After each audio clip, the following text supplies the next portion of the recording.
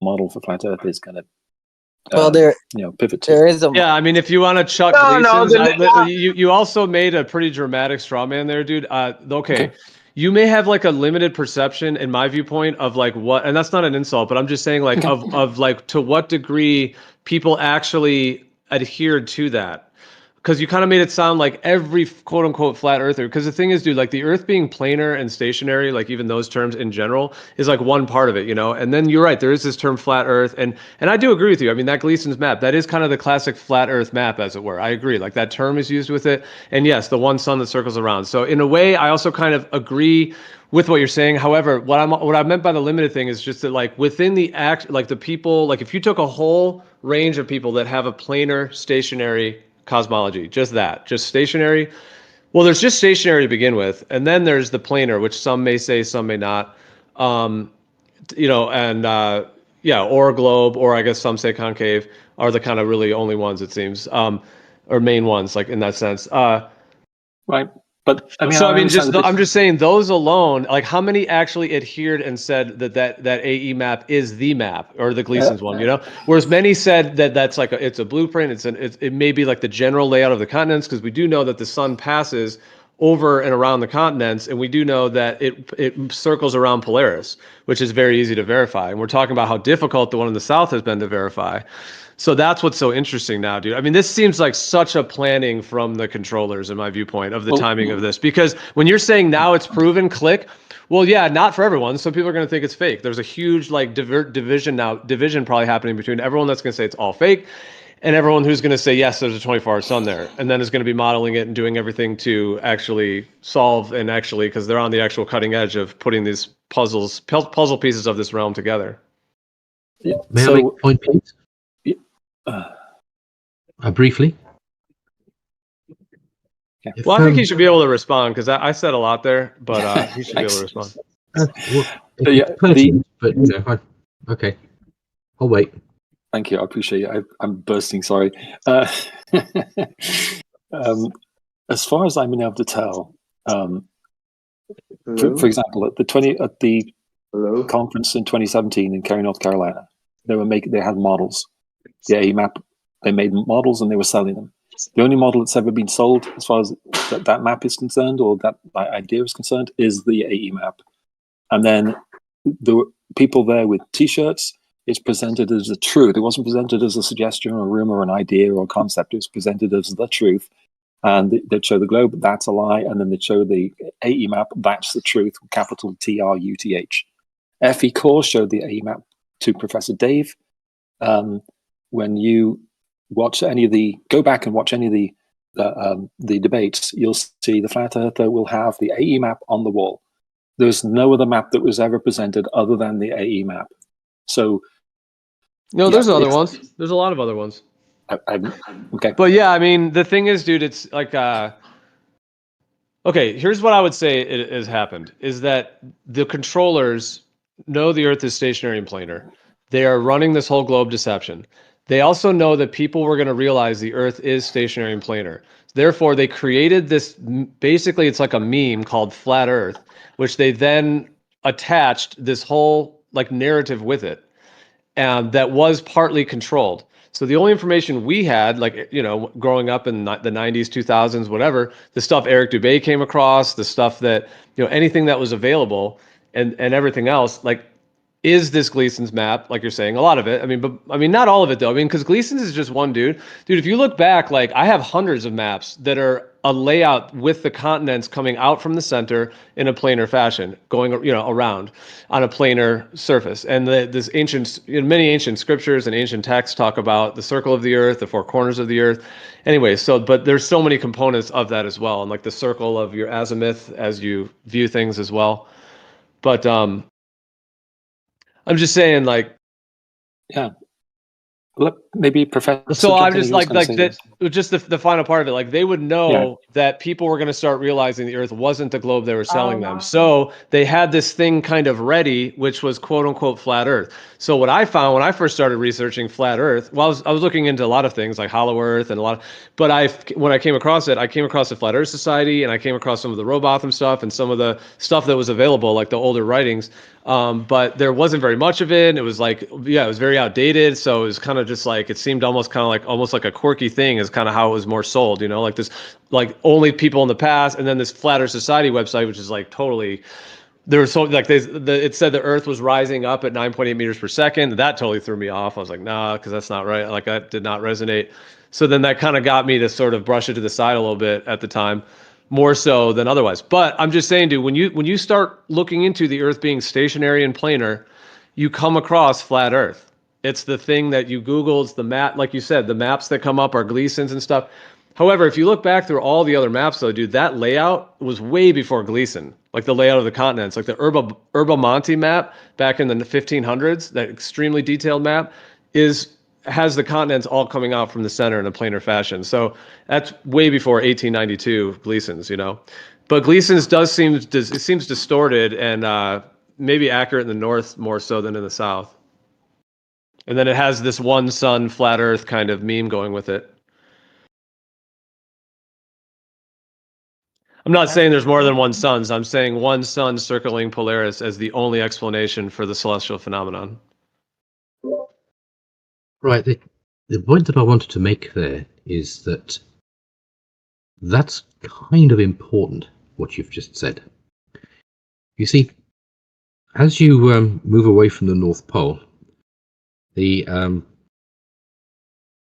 path of the sun between the tropics is something which is tolerably well documented. The geographical location of the sun is very well known. If we didn't know that, you wouldn't be able to use it for navigation purposes. The layout that he's presented supports the notion of time zones. It's a time zone calculator to start off with, so kind of a little bit surprising if that didn't work. But there are a couple of incidental things. The explanation for seasons being caused by the proximity of the sun in the summer in the north and further away in the summer in the south, you know the basic idea, is also derived from that particular movement, from that particular layout. What's the other thing that it generally gets right? As the 23. Well, let's do one thing at a time though. Wait, what was that point? Because if we skip it, then we may not even get to it. Is it all right? There are about three things that the Gleason map kind of get right. And it's okay. Probably, to be perfectly frank, it's because it's a globe projection. But you might disagree. It gets the notion of. Oh, I definitely disagree. Well, it is a globe. It's a celestial sphere. Yeah. That's why it works. It's a celestial sphere with a planar ground, is how I see it. So it is globular, but it's a celestial glob, a celestial globe. It therefore is able to predict time zones, as will happen when you have a sun rotating around a pole, so that midday happens sequentially. It kind of explains seasons tolerably. The explanation is at least plausible. It's a good representation of things in many respects. And I was just trying to remember the third thing that it actually gets right. Oh yes, that's right.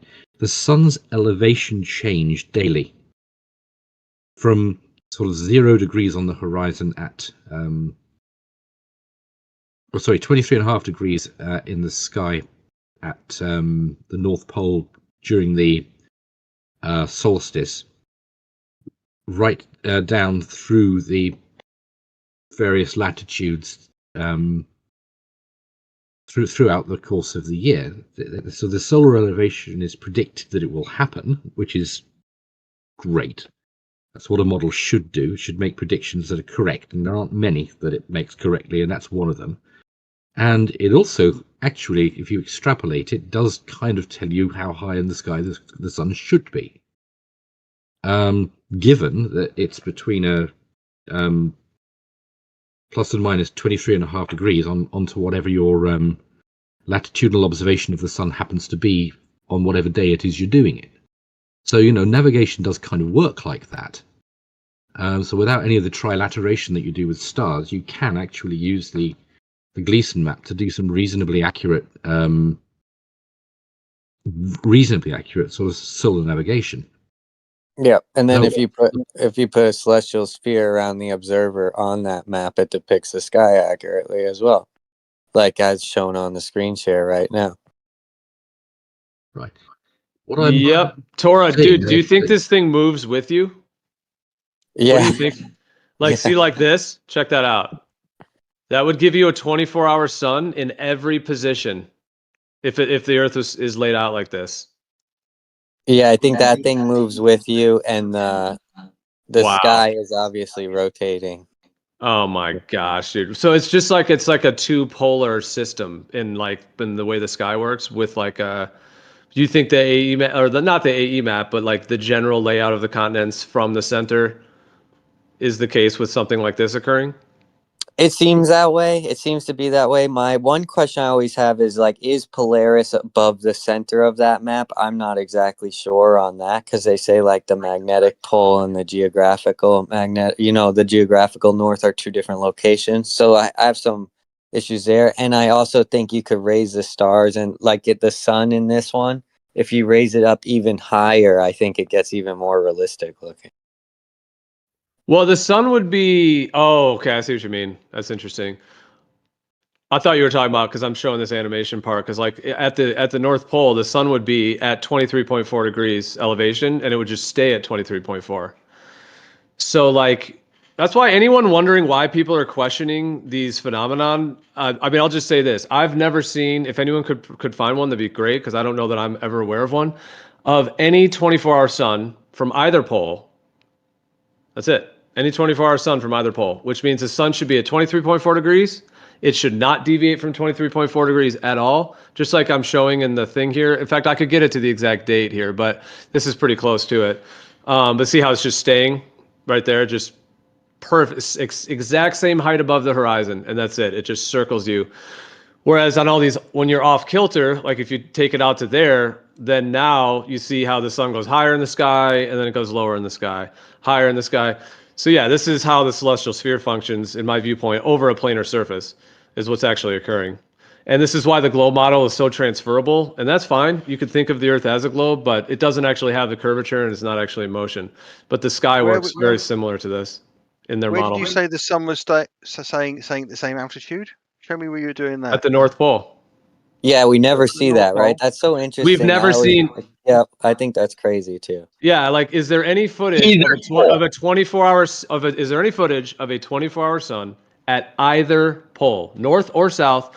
If it's just this globe, total, whatever you think it is. If it's this too, though, even if it's this layout, look, if you're at the center, no one's got it there, and you go all the way to the south, it would be expected. I got to go a different time of year. I got to put it to December. But once you put it up to December, that's pretty close. Then, then boom, there you get 23.4 circling right around you. Now, I have seen some photos, though, that ALE has on their website of their camp and video I've seen. Now, I tried looking up if I could find any videos of people that have taken that trip. So this is ALE has another camp at the South Pole, which is called Three River Glacier, something like that, or Three Glaciers. I'm forgetting the exact name of it, but yeah, they have the campsite at 90 South, right near Amundsen Scott Base Station. It's right near there, because they have trips. They say that they take you to the South Pole, or they call it the ceremonial or whatever. Well, I think they say it's the real one though. Anyways, and I've seen video and pictures of their camp, but promotional materials, but I've never really seen any video footage of anyone taking that trip. And I tried looking for it, and I just got nothing. So I'm not saying it's not a trip that exists, but it might just be a very specialized thing. Because they cost $90,000.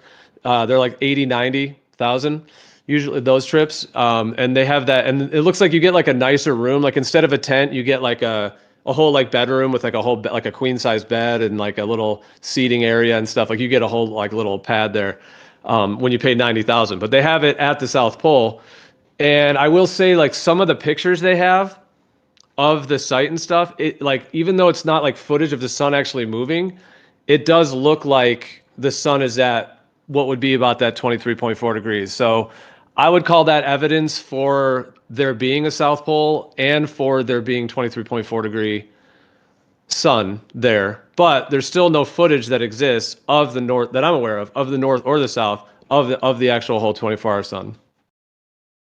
So would that be globe evidence, or would that still be something flat Earth? Depends on how you interpret it.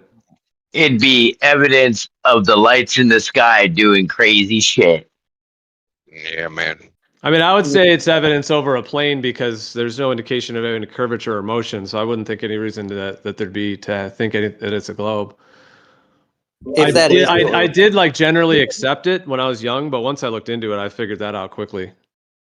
Yeah, I mean, going with your optics and everything, and if there's a toroidal nature to that dome that's right there, I could totally understand how you could picture yourself on a sphere if you're not fully understanding optics along with your perspective and what the atmosphere can actually do. Like if you just small scale it like we've done with the RC boats and stuff over water, things like that. Write it down, draw it out, present the map, convince the world. Yeah, it's right here. Yeah, I'm literally, it's on the screen share right now. It's Shane has a rendition of this model. Walter Bislin made it, and it's based on observational data. So this is literally just the observation. Draw the light rays and how the light rays would have to work. Yeah, Hang on. We would just need. Please, just quickly, that map, the water conforms to the physics of reality. Correct. Right. No, that's a fact.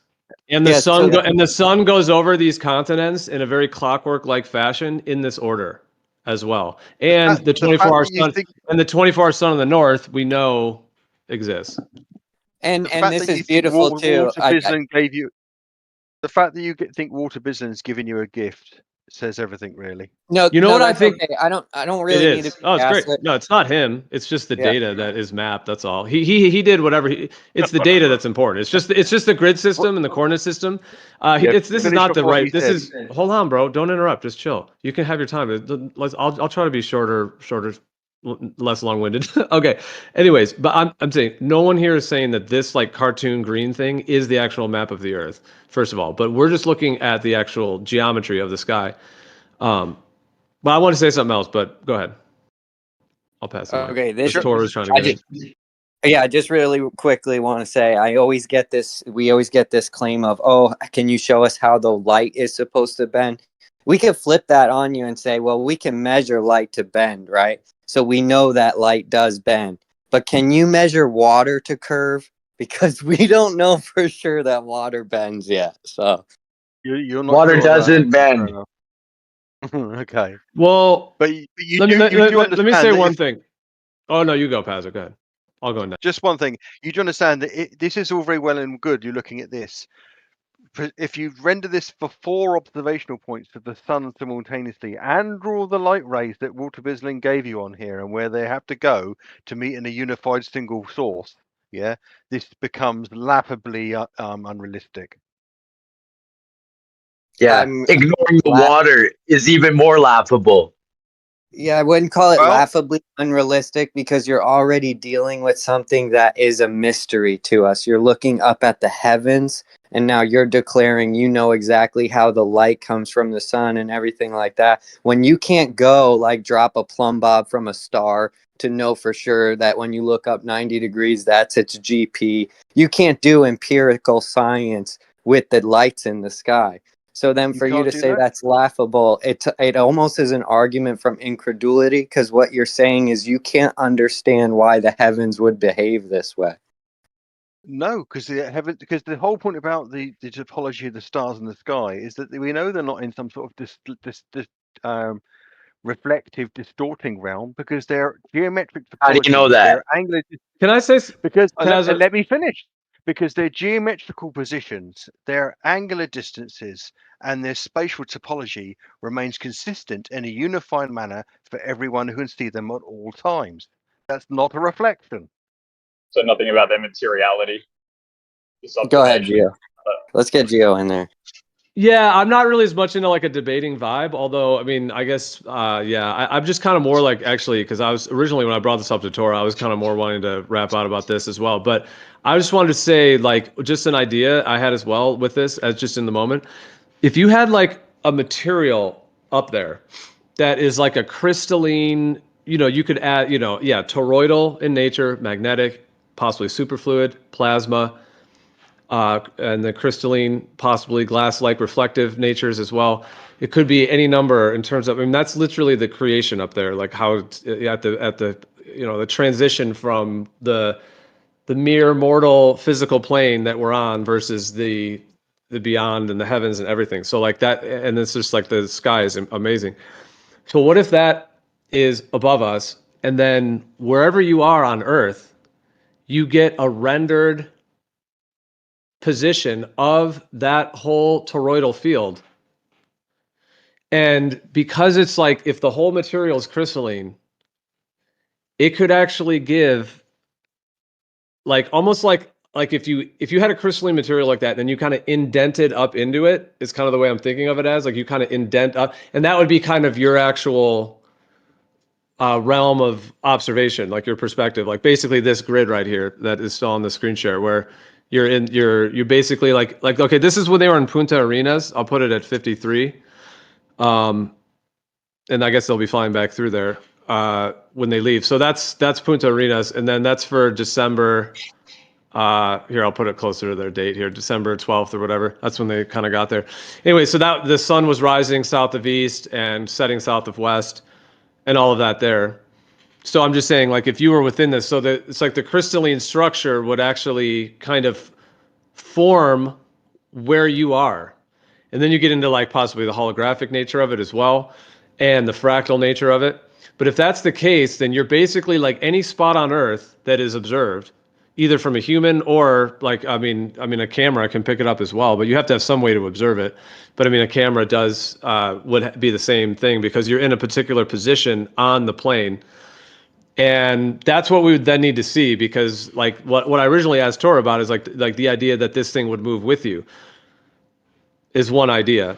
But anyways, and then I just linked into the idea of crystalline, and then that's one way that could work, because that would almost mean that like we're all observing the world and getting like whatever position you're at on Earth, you're getting one of those like crystalline constellations of the sky, and it functions as a celestial sphere that tilts just like this. When you go, this is pulled from Stellarium and actual data. Like this little hemispherical thing, that's where all the stars would be, and the sun and the moon, which is why when you see the sun there, that's kind of now this is kind of adapted from the AE map, so he has this like sun up here, like this ball sun going around. But nonetheless, like if you're just looking at the actual little sphere itself, the hemisphere, you see where the sun is there on that, where it would be setting. So like from any position, this celestial sphere seems to tilt as you go north and south. So as you go north, Polaris, the further you get to Polaris, this whole magnetic toroidal field gets closer and closer and higher in your sky, and this whole plane of your whole thing you're seeing, like a globe, but not really. It's a hemispherical globe. It tilts out and gets all the way, and that's where you get the 24-hour sun and all that. And then in the south, now that this is more further verified that there is a 24-hour sun in the south, and that they were successful in their trip, now we know that like when you get this, like from 53 degrees where they were at in Punta Arenas, and then now once you go further and you go to 80 degrees, I got to put it back into December though, to make sure it's the right date. All right, that's about it. So now you see they get that's the 24-hour sun effect at Union Glacier that they just got. 13 degrees in the south, that would be where the sun is on it right there. That would be when it goes behind that mountain, which is why they got further out so they could get a better sight of it to make sure it goes over the mountain. But yeah, usually it goes either clips the mountain there, and that's when it would be in the south there, 13 degrees. And then as it comes up around, it goes up to like 34 degrees. That's when it's up high in the sky. And yeah. Can I just say one thing here, and I think you probably have to agree with it. We see that circling around where you are now, yeah. This obviously this projection globe that this azimuthal grid of vision as it is here, okay, right, is hanging out over the edge of what is the standard Gleason's map. So if you rotate the day around, the sun is on the other side. Yeah. Oh shoot! I did the wrong thing. Hold on. Yeah. Okay, when it's back over what Are we wait, I in gotta agreement? skim back to here. Are we in When it's over there? Yes. So when the sun's in the south, that's it. Keep going a little bit more, a little bit more, a little bit more. That's it. So the sun's as furthest position it can be from the north, so to speak. Yeah. Are we in Okay. agreement that if that's reflecting of something, whatever it's reflecting of is a fair way further than the coast of the Antarctica as it is on that map? Yeah, definitely. That's That's a valid point. That's a valid point, but that doesn't dismiss that this observation does show an accurate, like this model depicts it accurately. So I understand you're saying, why is it that we're able to see the sun in the south when it's directly behind us 180 degrees? That doesn't make much sense, right? So I understand that doesn't make sense to you, but it doesn't have to, because you're talking about the heavens, which is something you can't empirically verify, which is, to me, what doesn't make sense is, how are you getting water curving around a ball? So it's the same concept, essentially, except you're complaining that light rays are bending in a way that you can't comprehend, which we know light to bend, but water we do not know to bend. Oh, you can't, just as you don't know whether the light bends or not just because you see light. You don't know water bends or not because you use light to see water. You can't have it both ways. Either light is empirically straight and useful for you to measure things and observe things at distance, because light doesn't bend and it represents the reality of what you're looking at, or light does bend in a way that we can't possibly know, hence we get reflections or distortions like this, and we don't need to know any further. I'm not even really calling it a reflection right now, Pazza. Actually, I hear you though, like that you would use that word, but I'm not even really calling it that at the moment. Just in terms of in the realm of theorizing, meaning just literally theorizing ideas and possibilities and things. But what I was talking to Tor about originally is, and again, I'm not trying to like debate it because I'm not asserting it's the case, but I'm more just asking like if there's any actual brainstorming on it, because what I'm saying is, like, if there was a material up there that is beyond what we could ever even imagine, because it's literally the entire, like, like I said, it's like closer to the more advanced parts of creation, to say the least. I mean, the sky is so complex. I don't think anyone could even argue that. I mean, even with a heliocentric model, the universe is amazing, which makes the sky, or even in any planar stationary Earth, the sky is like absolutely amazing as well, just in terms of its and then when you really know, like, the astrological side of things, how the actual timing aligns with life on Earth, it's like you realize it's actually like an infinitely complex synchronistic machine that is like synchronistically timing every single event and thing that happens, and down to every detail of consciousness, within the rhythm and timing of the alignments of the luminaries. And you think that all happened by accident? Yeah, right. Impossible. That's the thing, dude. Well, that's where, see, the mainstream rejects astrology. They call astrology, not astronomy. Astronomy, they say, is legit science, but astrology, they say, is not legit, because for a lot of reasons. But yeah, they call it pseudoscience, but it's not the case at all. And they also have to push their atheism, so they can't make people think, because astrology means that, like, the sky is not only timed with everything, but it actually it can speak to you. Like, if you understand what the alignments are, you could understand like those dynamics of life and be able to manage it more effectively. Like, one small example is, like, let's say somebody has a lot of anger issues just in general, and if they track their Mars, and Mars is like that archetype of like aggression and anger. If they track their Mars, they would know when their Mars is going to be like in alignment with something, and they could maybe just be a bit more conscious, to not fly off the handle. That's just like one small way they could use it, just be like, okay, this week I'm having a Mars like Mars Sun, because the Sun is like the personality, the persona, like your identity. So if anything that aligns with the Sun, it really activates the self and it's more energizing. So yeah, if it was with Mars, somebody who already might have anger issues, if they have a Mars Sun transit, which means Mars aligns to the same to an alignment to the position to where where their sun was when they were born. So like the position of where in the sky where their sun was when they were born, when Mars now, where it is now, aligns with what's called your natal chart, your birth chart's position of the sun, you get what's called a transit. And usually Mars transits last for about 2 weeks. And it activates the Mars archetype. So, and that is aggression. So if somebody already had aggression, it could be a time where it could be heightened, but also an opportunity for them to maybe heal it as well. But it's also just timed with the reality of things Yeah. So it's just like whether they're conscious of it or not, it's still timed with it. So, but you talk about science versus pseudoscience, and I mean, can we talk about the qualifications of science versus pseudoscience, and if astrology is science, are there any scientific studies to corroborate that? I was going to make that point, Gio, but I mean, do we really want to try to claim back the terminology of science? Like, just because they call it a pseudoscience? I mean, I don't understand why people keep trying to hold on to that term science and they want to claim it for their own. Well, No, I I mean, hear think you. about the word astronomy versus astrology. Astrology means love of ology, biology, the love of like living stuff. I think it's the study of. It's like the study of. Or study? Am I wrong? Well, you get what I mean, though. Yeah. I think I think it's like, no, you're right though. Yeah, because if you love to study, then yeah, it kind of connects with that. Yeah. No, I that's guess that would be philo. philos, from phileo, Yeah. also meaning love. So Yeah, like- philosophy, for example, or philology, the ogy comes from the word logos, which means study of, whereas philos is love of. So philosophy, sort of love of learning. That's the one. That's the love. Exactly. That's the Of love. wisdom. Yeah, Sophia. That's where the love. That's where the love's at.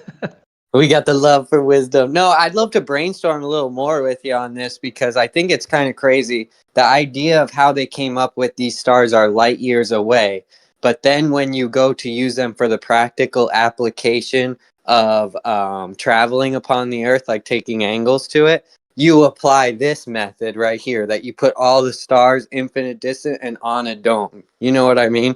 So even though they'll state that they are infinitely far away, or I mean that they are light years away, and the reason they're this amount of light years away is because it takes this amount of time for the eye to register the light coming into it because it's so far away. So the GP and the angle to it is off due to this fact. But then if we're going to navigate by these stars, we go ahead and just assume they're all at the same infinite distance away and they're all fixed on the same surface. They're not like one in front of the other or anything like that. So this model has explanatory power in the sense that it's using the practical use of the celestial sphere as well. Well, we don't. Yeah, but like That was actually quite profound, Tora. Thank you. Yeah, because I mean that's a good point. Well, the thing is, like, and I just want to add real quick to say that, like on Stellarium, which is pretty good in terms of like mapping the sky. I mean, you can check it yourself and all that. But I mean, planetariums, I mean, they can't really hide what the sky is because we can all see it. And unless someone wants to say some theory the whole sky is fake or something, but they really can't change the sky. When I say they, meaning like kind of controlling factions or whatever, it is how they control it in the way that they use it as an explanation for the false globe model, in my viewpoint. So, I mean, they could use it in that way, but they can't like block it from us like we can. Well, they can maybe with chemtrails, but I'm just saying in general, like we know what the sky looks like and we can see the sky, and unless they get complete control and we go into some 1984 thing where we never get to see the sky, that'd be that's kind of what's at risk here. If the globalist agenda in the world really gets to keep going, I think that's unfortunately where we're headed, which is why this topic is so important. Whatever you think the matter is, the truth is with it, it's still just on like the larger scale. Like I think humanity is really at threat right now. Actually, it's significant, and the globe model is one of the main. Anyways, I'm going off on a separate thing. I'm just saying, let me just find out. The main point I was just trying to say though is just that with like Stellarium, like this little hemispherical dome is what Stellarium shows. So whether you think the Earth's a globe or planar, you're basically seeing the exact same sky. Quite similar. Quite similar, I guess, sans curvature, if there was a little bit. But yeah, go ahead, Rob. Dang it! Took too long, Gio. I lost it. Sorry. Give me 10 seconds. Give me 10 seconds. I'll get it back. I have too many words. I'll try to break it up more, or I don't know. It's cool, bro. Cool. I was trying to hold on to it. Just a lot of. But I was also trying to listen to what you were saying. That's how I lost it, is because I was still listening to what you were saying. I should have paused. I went on a side tributary thing, and then I just wanted to say the main point, which is that this is showing what we see in terms of that hemispherical region of sky. And whether you turn on the equatorial grid or the azimuthal grid in Stellarium, it's the same sky, which is the globe versus the planar, because azimuth azimuthal grid is like a planar foundation, whereas the equatorial assumes a globe, but it's the exact same sky. There's Doesn't one change more. it. There's one more point I'll address. I believe Pazza brought it up that these stars have GPs upon the Earth, which I'll just mention this again. I did say it before earlier, and I don't know if we're grasping this concept 100%. But to assume that the stars have an exact GP on the Earth, you are making the assumption that when you look 90 degrees up, that star is in its actual position. Now, you know it's not, because you say it's light years away and it takes a certain amount of time for the light to reach your eye. So it's not in that actual position. But for some reason, you want to claim that it does have a GP upon the Earth, and it is that way. And that's a big assumption. Wasn't that a big thing with Aries failure? Because I remember that presentation we had like a couple days ago by Alan, I think. Yeah, that's he had one line shooting. He had one line shooting right at the star, but then apparently the star was in a different position. So how do these GPs even work? Exactly. Well, I wouldn't really plus contend they're always myself with moving. GPs. I wouldn't They're really definitely contend with always GPs. moving. They're never stopped. Wait, is the claim that we can't make GPs, or no, you can make them stop. What you have to do is you take a freeze frame of the sky. So at any time and point, like obviously at night, let's say 2 a.m, you just freeze frame it. But if you want to keep tracking with that freeze frame position, which gives you all consistent GPs on the Earth. Yeah, okay, now I get it. Yeah, They but if you want to see it every night though, if you want to travel that way, you just have to adjust it by 4 minutes. Because of the sidereal day versus the solar day, the solar versus sidereal day. Yeah. So if you just adjust it by 4 minutes and get it right, you'll get the same snapshot of stars every night. And then once you map out the Earth, that's how they did it. You take angles, it's all planar circles and GPs. You take angles to stars and it maps the Earth. And you can plot it on the Earth. It's kind of like that game Minesweeper when you kind of pop out different regions. You just keep taking angles, GPs, distance, GPs, circles, and you can go as far as you want to go with that. And as you do that, you create an entire grid. So once you get that freeze frame of the sky, you can travel anywhere you want, because wherever if you already have the map made and you know which GP is at which place, if you want to go to that place, another land, you just get in a boat and just aim to that star. That's exactly. it. Just keep your heading generally at that star. You could even veer off a little bit, get drunk, it doesn't matter, take a day or two of drinking on the side. I'm just joking, but I'm just saying, like, you don't even have to like angle it perfect. You just have to and even if you drift off a little bit at night or whatever, the next day you just get back on it, because you just you have that position that but you have to recheck it every night. So I mean, during the day you should get your heading from the night before, and then you just keep that heading during the day, and then by next night you have to check it again, readjust your heading, and then once the sun comes up, you're on your way, and then you just keep going. And eventually, since you know what's at the GP of that star, when you freeze frame the sky like that, you can travel to it anytime you want. Let me clarify my point then. The GP is to an apparent position of where that star is. So yes, you're exactly right. When you're in this location, this latitude and longitude on Earth, the apparent position of that star can relate to a position upon the Earth. In my opinion, that does not mean that star has to reside there. Like, there can't be something in between you and the star bending the light, making the star be in a total different position out in, past 5 firmaments, whatever, than what it appears to be on the Earth. So all of the stars and all the celestial bodies are all in apparent positions, but they obviously must have physical, real locations that can be differed from the apparent position. All right, I hear you.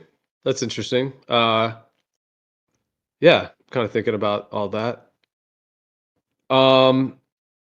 Yeah, like whether they're even physical or not, whether they even have a position. I mean, it depends on, like, if they're like, the idea of sonoluminescence is pretty cool. Like if you mix cymatics with sonoluminescence, because sonoluminescence is when they basically emit a sound wave in a bubble and it creates light, and then they call it star in a jar. and it literally looks like a star, and it's like in a jar in a laboratory. So if you added cymatics to that, or it was a vibrating sound, you would potentially get a twinkling star. And if that's in whatever that medium is up there, that is definitely, I still think that's a very viable potential of what could be going on with that. And then if those are the case, then do they have physical locations? Is there like a spot where that sound is actually emitting, and a bubble that it's actually, or a bubble in liquid, or whatever it is that, or gases, or whatever it may be, or encapsulation? So instead of like balls out in space, this would more be like little, maybe smaller, kind of like toroidal emissions of light and sound and frequency. And they could totally have specific locations they occupy in space, but it doesn't have to be that that's over a specific location on the Earth in order for you to see it. It's so far away, the light can refract in many different ways to give you its apparent position that's totally different. And how to explain it, I guess, is like what with this model here, how Pazza was saying, when the sun is 180 degrees behind you, how is it showing up to the south? That doesn't make any sense. Well, it's because it's in an apparent position, not its actual position. You know, it's like that's how the sun rays refract to your eyes in that manner. I don't know what's going on between you and the sun. I can't make that claim. Hey, look at what this is. I hear you on that. I know. Any GP is kind of going to be optical. The optics and the medium are going to be huge. But I mean, GPs can be acquired, but yeah, it can be tricky. But I mean, I think once you build out the grid system, like even if you're off a little bit, but it's a consistent system though. But I do hear you with that. Yeah, that like there could be the optical distortions that could be occurring, but that's why you'd want to do them on a lot of nights and kind of keep rechecking them and keep revalidating them to make sure that if you do have one that's kind of off the norm, then you can be aware of it. If there's like certain conditions, like really foggy or really moist or hot or cold or any number of different conditions. But before I pass the mic, I'll just say I'm animating this. Look, it's making this the analemma. That's what I was gonna say. Is that the analemma? Yeah, dude. Isn't that cool? That's awesome. It's literally dancing on this celestial sphere in the exact thing we see in the actual sky. Like you could be a dude on Earth right now down there and just pointing your camera up, and that's exactly what you'd see. This big, beautiful analemma just right in your sky.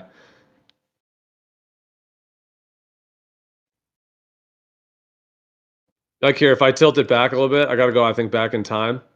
So it's a little higher. It's usually like if there was an observer in the middle of that, when they film the analemma, it's usually something like that. It might be, what is that, at like 42 degrees elevation?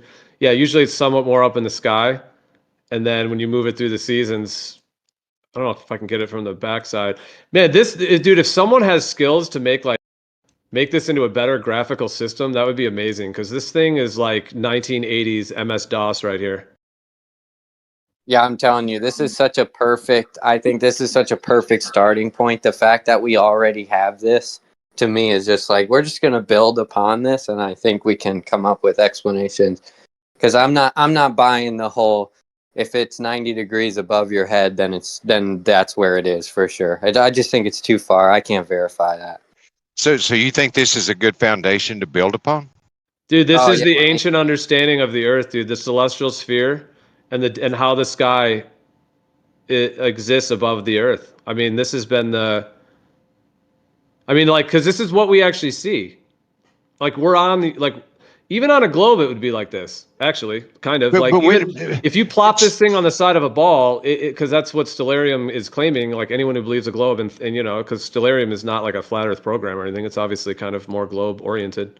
Yeah, but when you see it's the same shit. This is it. It's the same thing the globe does. It's just what the Earth is, and you know, we think the Earth is planar and stationary. So clearly, this is how the sky would work over a planar Earth. And the fact that this celestial sphere tilts, as it were, when you move it like this from the north, is exactly what we see. The arc of the sun angle, all of it, the sun, the whole thing does it as well. You get the 24-hour sun on the north, and then your Hulk goes all the way, and you get the 24-hour sun on the south.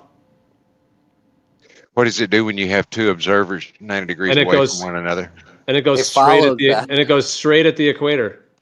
And then too, also, how is it? Wait. How is it?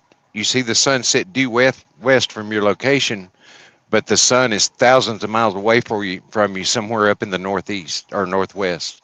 I mean, dislocated, completely dislocated from where you see it. Wait, for which one? I would need to hear that repeated. For which one again? Any sundown for someone in, just say, the northern hemisphere, where we're all at. We see the sunset due west or a little north of west. But according to this model, the sun is way the hell over yonder instead of where we see it. How does that work?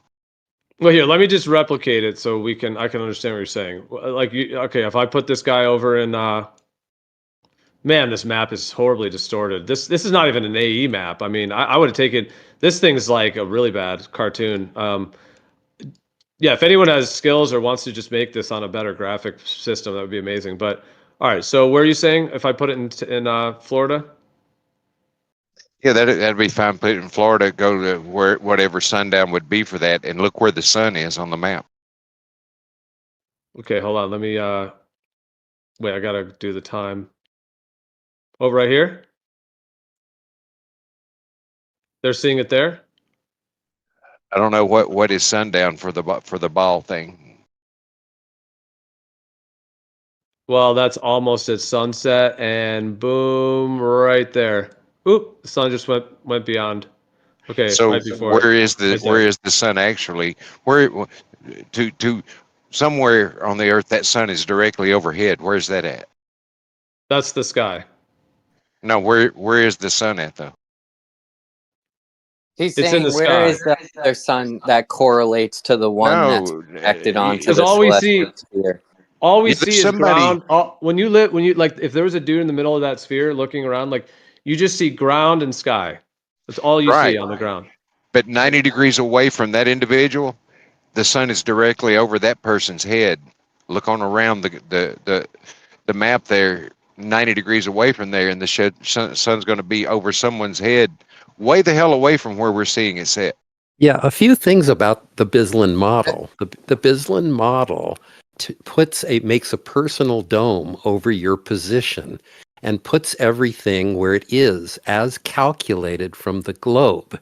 Then it draws lines from the places that the sun is on the Gleason model, makes them curve around so that they will get to the dome where it has to be. But the dome is calculated from the globe model. Okay, but the globe model was the globe model was initially nicked from the actual original celestial sphere over a planar surface, which is why it's interchangeable. However, I wasn't really, I don't know, we weren't really in a total debate thing. I guess I don't know if I'm even like wanting to really debate. If you guys want to or whatever, but I was more just saying, because, well, the last thing Left Lane was addressing, we didn't even get to really address. But I hear you, John, on that. We could talk about that more. But what I was just saying, just to both your points, though, I'll just say quickly, like, when we first were talking about this, we're not talking about a Gleason's map with a ball sun in the sky. So we were actually talking about something completely different. We were talking about like a crystalline material in the sky and how the celestial sphere is viewed on a planar surface, and how it seems to be when you go further to what we call the North Pole and or what we call the South Pole, in terms of the variance between these lands going what we call the North and what we call the South, that there's this polarity effect in terms of the sky.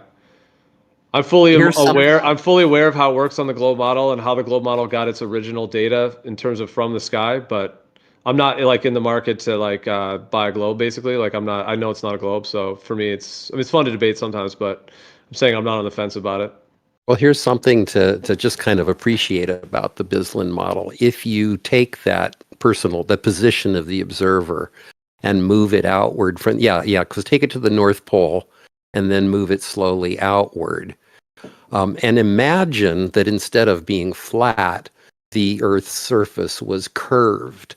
In that case, that personal dome would maintain a rigid orientation. It wouldn't have to rotate. It would always be the same celestial sphere in exactly the same orientation, no matter where you put yourself on Earth. The only reason it has to rotate, but it has to make the North Pole. You notice the North Pole's now heading toward the ground. Yeah, keep going out toward the equator. And as you go out toward the equator, the North Pole comes down. But if the equator, at this point, the sphere would be exactly in the same orientation it started out. because Yeah, it's if calculated we from the ignore globe. It if we comes from ignore that. if we ignore so many things like There's nothing perspective, to ignore. You all just things, No, I but got you. Hold on. I just wanted to say I got what you're saying, John. I just wanted to just say that. I'm listening, and but Toro was jumping in. Go ahead, but let's go one at a time and try to keep it somewhere sorry about that. Yeah. in order of the points. Go ahead. No, I definitely agree with you, sir, that you could depict this as a globe and then have something to you with the Earth rotating that you could have a more rigid sense to it, right? But we can do this in planetariums and depict it this way, and it still depicts reality to us with a flat Earth underneath our feet. So you're correct. This is not exclusive evidence. You're right. This works on both models. Yeah, well, I mean, it's worse than that because, of course, the point is that your actual sun and moon are in completely different places, as the previous speaker was saying, from the place that you actually look to see them, and that's because they're not doing that. They aren't circling around above a flat Earth. The let me ask you personal this. dome of vision accomplishes the magic that's necessary to make things look like they should on a model that gets it wrong. Okay, well, Okay. you're free to have your viewpoint, of course, and okay, I hear you. What was I going to actually respond to though?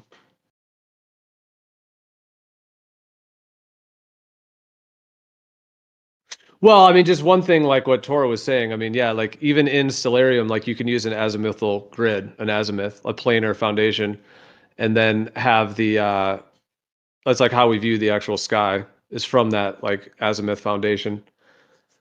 Yeah, well, Yeah, you no guys matter invoke- where you are on Earth, you are looking at the same celestial sphere. You don't have a personal celestial sphere. It's the same celestial sphere for everybody. It doesn't rotate. It doesn't change its orientation when you move around. It's the same celestial sphere for everybody. It's not actually the same for everybody. It's independent. It's like location dependent. Well, it So is like on the the people flat in the Earth. south Sorry. don't see the same celestial sphere as the people in the north. No, right? they do. They're looking at a well- different part of it. Yeah. Oh, exactly. So yeah. So that's what I'm saying. So you understand how they came up with the idea of stars being light years away, right? That they're not you're not seeing them in their actual position. So that when you're saying this doesn't make sense because you're not seeing the stars in their actual position, yeah, that's in your model too. No, I don't understand what you mean by that. Of course, we don't see them in their actual position, but they've only moved a tiny bit, an unmeasurable amount. The stars that are nearby, the stars that are like 10, 100 light years away, they're not moving fast enough to notice visually. Constellations don't change in that much time. Well, The light, I think you're talking about stellar parallax. Parallax is the result of the Earth changing its position by 186 million miles from this side of the sun to the other. And we can tell how far away a star is by how much it shifts back and forth relative to distant stars. Just like when you move your head back and forth and see nearer things move back and forth relative to distant things.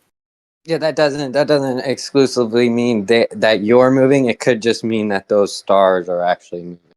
Right. Tora, let me ask you. Hold on. Let me ask Tora something. but- Let me ask Tora something. Okay, if I could, just because I've been trying to get in, and you guys have shared your thoughts. And let me just ask Tora, like, okay, dude, like what I was saying before, like if you have just like a planar ground, and then you have the sky, whatever the sky is, right? It's way up there, whatever it is.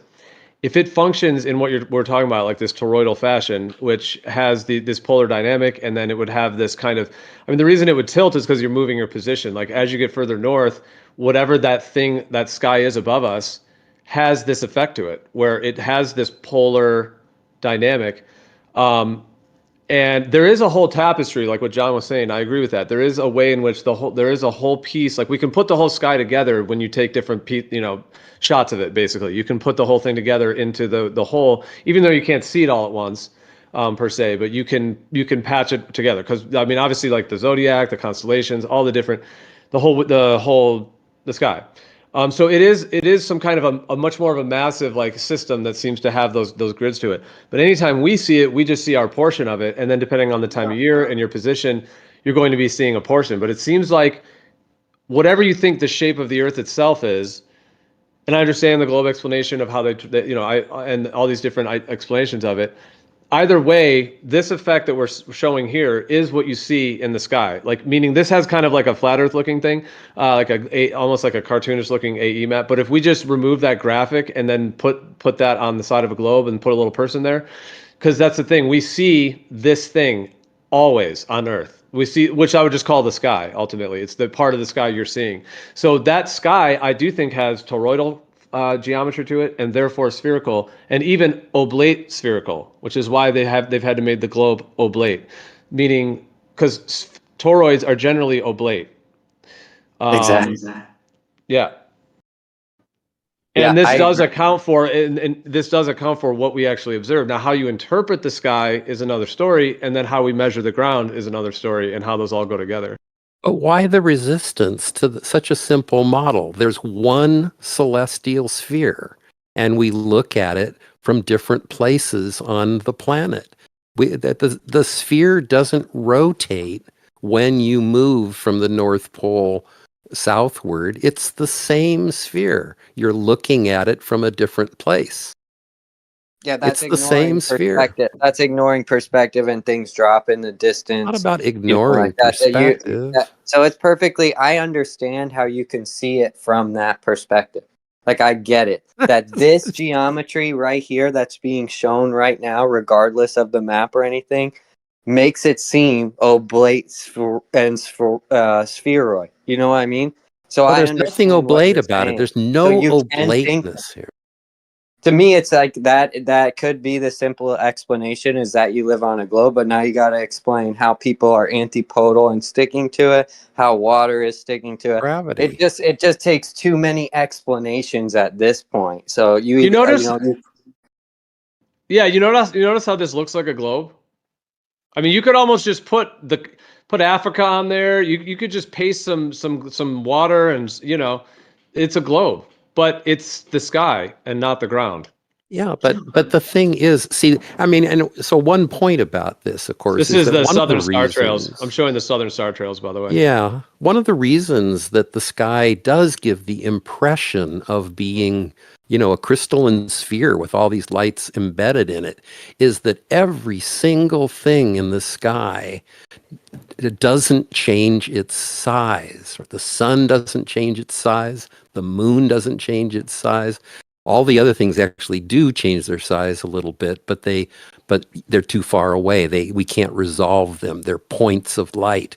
But everything retains the same orientation with respect to itself. There's a full sphere's worth of stars, and they're always maintain the same distance and angles to each other, except for the fact that the sun, the moon, and the planets wander slowly. On any given night, they just rotate around us. That's one of the reasons that the sun isn't local. If it were local, it would get big when it passes overhead, and it would get small when it moves away from you. But it doesn't do that because it, like everything else, is very far away. So it gives the impression of a single celestial sphere.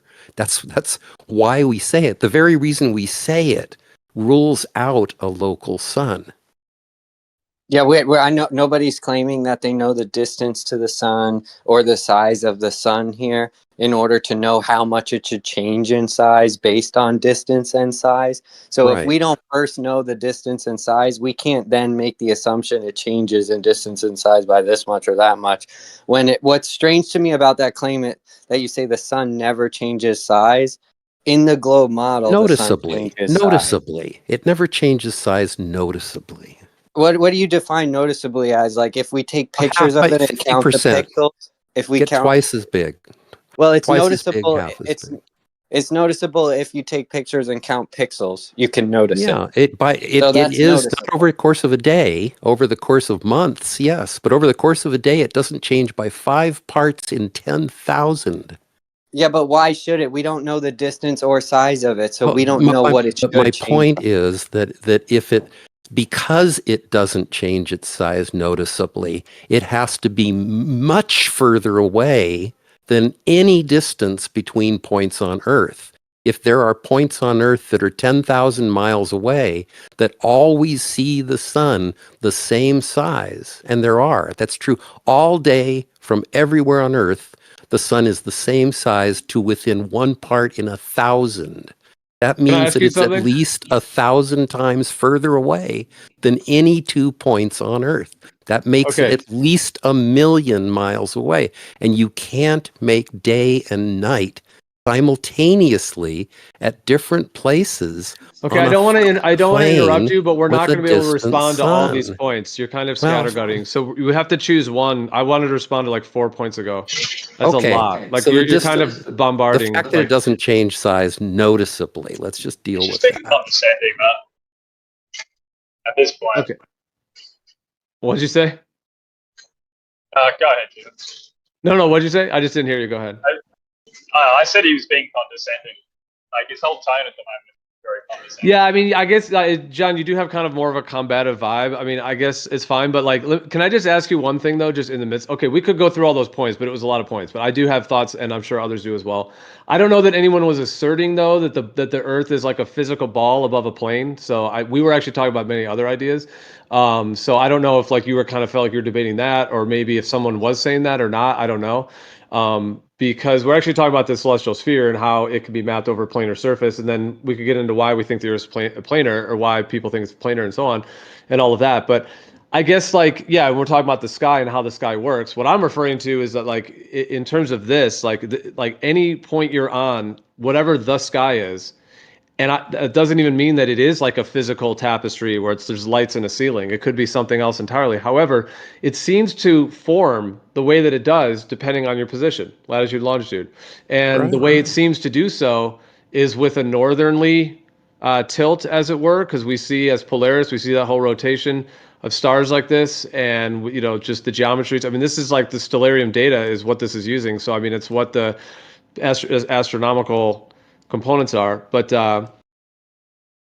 actually the question I had for you really though was actually, because we could go through all those, but actually the question I also had, okay, there's kind of two things I guess, and then you can respond. I guess just the other question was like, if you had like a tangible for yourself, absolutely tangible, verifiable measurement that the Earth doesn't have curvature, or that the water's not curving, and the sky is still doing what it's doing, where would you go from there?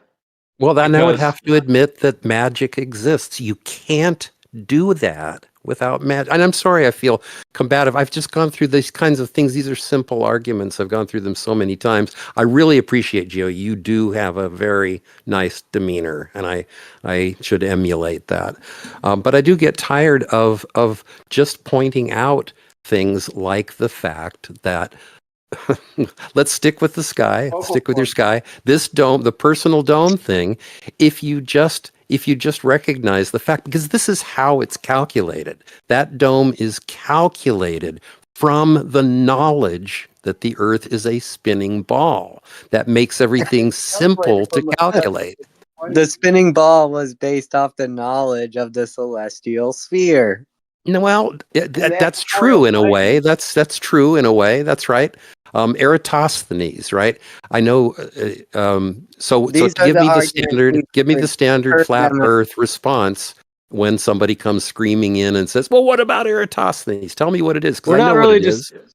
We're not really discussing like I don't think anyone's just like debating like like you even use the term flat Earth. Like I think after with what's happened the last like while now, like it's pretty wild the last few days here. But anyways, okay, yeah, it's You fine. gotta be careful with that word impossible too, man. Like you keep saying I'm gonna impossible, duck out. man. I It's do like want a to. focal point. Because I was I'm talking about sorry. other ideas I of the told you sky, before, like man, but maybe you forgot. But a focal point can't change size. Well, I So don't. if the sun's a I didn't focal point, understand that. So be careful with the word impossible or magic. Is all I'm saying. hey I Brian, don't what know do you what it think? means by a Well, maybe focal John. point. It's, yeah, go ahead. Sorry. Well, I don't know where we're at. If you were needing to respond or not, Brian just jumped in. I'd really be curious to hear Brian's viewpoint on the. Yeah, no, you guys should just go ahead. I would like to. I do get frustrated, and I'm sorry about that. It's just that I try to make simple points, and I'm just I'll come back another time. I appreciate it. Well, Thanks. no, I mean we could continue now. I'm not going to continue now. You have a wealth of knowledge and information. I'm not pouting. I'm not pouting. Well, you have a wealth of knowledge and information, and I'm plenty to share. And I'm sure I would like to hear a lot more of because we actually a lot of those points were left uncovered. Like because I actually had responses to those, and maybe Tor did as well. So no, we could stay on it. We could actually talk to Brian about 24-hour sun later. But I am very curious to hear Brian's viewpoint since I haven't talked to him since it's all happened. 24-hour sun, man. It's it only makes sense, man. Really, it's not a tough one to accept after, especially leading up to it, man. Yeah. Leading up to it, and then looking at the latitudes, and just acknowledging some other simple facts, man. The fact that the sun, wherever it is per day, it follows that same star path at night. So right, and the moon, like the moon trail. If the moon's over Capricorn, just say for instance, it's going to follow the exact star that happens to be over Capricorn. Same thing with the sun, though you're not seeing them at the same time. If you trace the trail out when it's over Cancer, then later that night, a star that's over Cancer is going to take the exact same trail. So day by day. So, right. Just to show real quick what you're talking about. We made them prove it though, didn't we? We damn sure made them prove it, man. And it's definitely going to hopefully consolidate this argument enough to reach a point, man. Like that's why, we've been saying, like, I'll say one key argument, like we've been pointing out for a long time, is like if you're, say, in California, like Travis took that footage, looking southwest towards sunset, and then after the sunsets, when he did the star trails, you see the stars in front of him kind of curving off toward Polaris, and then you see them start to straighten out toward the equator. But then beyond the equator, you start to see the opposite. You start to see them veer off the other way. And to me, that can't happen if it's the Earth spinning. You can't have three simultaneous directions, man. And so it comes down to them proving that that's possible and showing some type of perspective, or us proving that that's actually what happens. But I mean, SunCalc shows exactly that. All right. Well, hold on. Hold on, dude. You have a tendency to do a lot of points as well. John was doing that. Okay, that's a lot of points. Can we just cover those? That's at least two. So the second one, we'd have to. Okay, the first one though, I just wanted to say because I have this animation thing up just to kind of show what Brian's talking about. So this kind of shows like this hemisphere. This is over kind of a planar kind of surface idea, but it is in terms of that and like this graphic or whatever. But this shows the celestial sphere. And Brian, I'm showing it it's on the screen share and it's on the live stream as well. It's just Bislin's thing. But anyways, so like this, you would be getting like the southern rotation of stars right here, like this, like right there. Like even though I guess actually I can turn the stars on actually. So yeah, you'd be getting the southern rotation. But what Brian's saying is like the way all those stars are kind of like in a sense, like at least in this geometry of it, kind of fixed to this, which is like the sky basically that we see, like the range of the sky, 180 degrees around us, as we see from the ground up. But okay, I think I have to. They don't let you do the stars and the sun at the same time on this little thing. All right, so anyways, you put the sun back. But basically, if you imagine where those stars are, see how the sun is on a path, a spherical type path, meaning it's past the equator. It's a little bit north of it now because it's at the Tropic of Capricorn. So as this moves like this and ends up rising and setting, the path of the sun is moving in the same circular and even like kind of spherical in a way, but the circular star trails of the south. Meaning you could look at the whole star trails of the south and you could actually point to the Tropic of Capricorn, and that would be what the sun would be doing in the same motion as the stars are.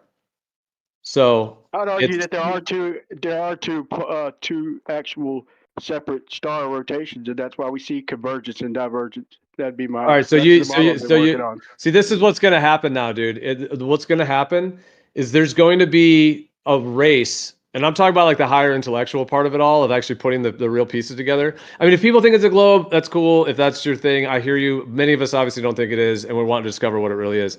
But Brian, I'm just saying, dude, it might go between like retain the map that has the continents all coming out from the center in a planar fashion with Polaris and all that, but have something like this occurring in this, even in this Bislin model, where you can kind of move this thing around, this little thing, and it basically, like, this sphere kind of moves with you. So like if you were having a 24-hour sun in the south like this, with this type of an idea, if the sky could work this way, then you, like, as you would be moving around the south like this, you would just always get a 24-hour sun. Now, how that would work, that's a huge question. And then there's questions about GPs and shadows and all kinds of things that could be discussed. I'm just saying this would be one way to have it be possible to where you would always just see that 24-hour sun in the south, but this thing would have to move with you. Then that brings a whole nother modeling of it. Another way would be another way would be to have like several poles, like 3 poles or 4 poles or even 6 or whatever, kind of an idea, or like the quadrupole we've talked about in the past. Yeah, but then you would have to have different actual poles. But then, so all of that I just said with the kind of general layout of the AE Gleason's type layout, but not that exact one, but the continents all coming out with the celestial sphere that moves with you, or Brian, the two, like some kind of a 2-pole planar model that just has actual 2 poles, and the sun would do the figure 8 thing like we've talked about. In Antarctica, it's like my video, man, with all the arguments to go along with it. But some of them you probably heard, a couple of them you probably haven't. But I apologize, I'm late, tardy getting that thing out. I'm almost done, but I want to make sure I add as much as I can when I make my final argument. But to me, if the latitude longitude system is based from an equatorial plane, then we gotta map it from the equator, positive and negative, because that's the way it's mapped. Unless it is apparent, like you're saying, like if if the south is a reflection of the north everywhere you go. I mean, that's a interesting model, but it does wind up with some bendy light, they call it, which I don't really look at it like that, but it's kind of internal reflection if you want to get technical. But to me, if we're going to do it accurate, man, we got to, seeing it and going all in on it. Now, we can model it, and then we could just start pointing out the faults and working on getting it better and better. But I think it works better. Everything about the bipolar rotation model, to me, works better than the North Pole centric AE map, like Gleason style. Well, dude, there's a lot of questions though. Gleason designed it kind of like equirectangular though. That's a lot of questions what you're bringing up. There's a lot of factors. But I'm just posting this real quick. Yeah, go ahead, John. Go ahead. No, and we can continue on the points. Maybe not now, but sometime. I would really like to, because I really do believe that people of good faith can understand my argument, which really involves only 2 things. And the first, argument, bro. Yeah. So let me just try real quickly. It is a fact. You can do this. I've done it myself, watching the sun over the course of a day. Anybody can do this, and you'll find that from everywhere on Earth, the sun does not change its size, almost even detectably. I have a really good camera, 3,000 pixel diameters, and it's the same to within a few pixels. Which is just my uncertainty all day long. Focal point, bro. Focal point can't change size, bro. No, it's not a focal point. It's a disk. The sun is a disk, a very sharply, hold on, Brian. Let's not determined disk. Hold on, Brian. Let's not interrupt, but let's also maybe try to keep our points like concise enough so we can actually. Yeah. Okay. Right. So that's the one thing, and so this is I'll just do the one argument, and then we can go on another time if we want. That means that the distance to the sun, because the size of the sun is inversely proportional to the distance. If the size gets 1% bigger, that can only be because it got 1% closer. That's the only, if it's a physical object. If it's not a physical object, then all bets are off, right? Anything can happen if you're willing to invoke magic. But so it doesn't get even it doesn't even get 0.1% larger, and that means it can't get it from any place on the planet. It can't over the course of a day, get even 0.1% as far away from you as it is when it's closest. Now, if you just draw yourself some pictures, I'm almost finished. So if you just draw yourself some pictures, you'll see the only way you can have a sun that doesn't change its distance from you by 0.1% is if it's really high. It has to be very far away. If it's 3,000 miles above the Earth, then it gets 5 times as far away over the course of a day, and you'd see it getting 1/5 the size. It means that the sun is not local. I was just going to ask, would you agree, though, if it were a focal point, it couldn't change angular size? I don't know what that means. You say that. I don't know what you mean by if it's a focal point. This, though. Like if we're standing on a shore and you're 100 feet down and Geo's 100 feet down and I'm another 100 feet down, we all see a line coming right to our feet. It's focusing in for each individual. I'm sorry, I'm just not following. What's focusing? It would maintain its size. Hang on, Brian. He doesn't understand 3 people standing 100 feet apart and seeing the sun for themselves at their feet. He doesn't get that. That's not what I said. It's the focusing part. I don't understand what's focusing. Can I just real quick? Can you see the chat right now? Live stream one text. I'm going to tag you in this. I'm going to play it on the live stream as well. Okay.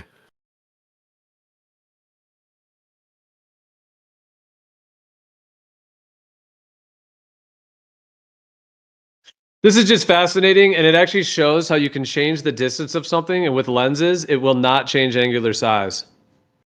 Check it out. Pretty cool. So if the sky has this quality to it, there you go. So you're saying that the sun is a projection. It's not a physical object. No, it's infinity. The atmosphere is a type of lens. So you're seeing the sun as a focal point through the atmosphere. And there's a lot of things supporting that argument, but that's all I'm saying is be careful with the word impossible, because if it is a focal point, like it suggests itself to be, then it couldn't change size much. Well, once again, I'm just not sure what you mean by a focal point. You're talking about an image now. The actual thing there is getting further away. You're suggesting that the thing is encased in a lens that somehow makes it the same size.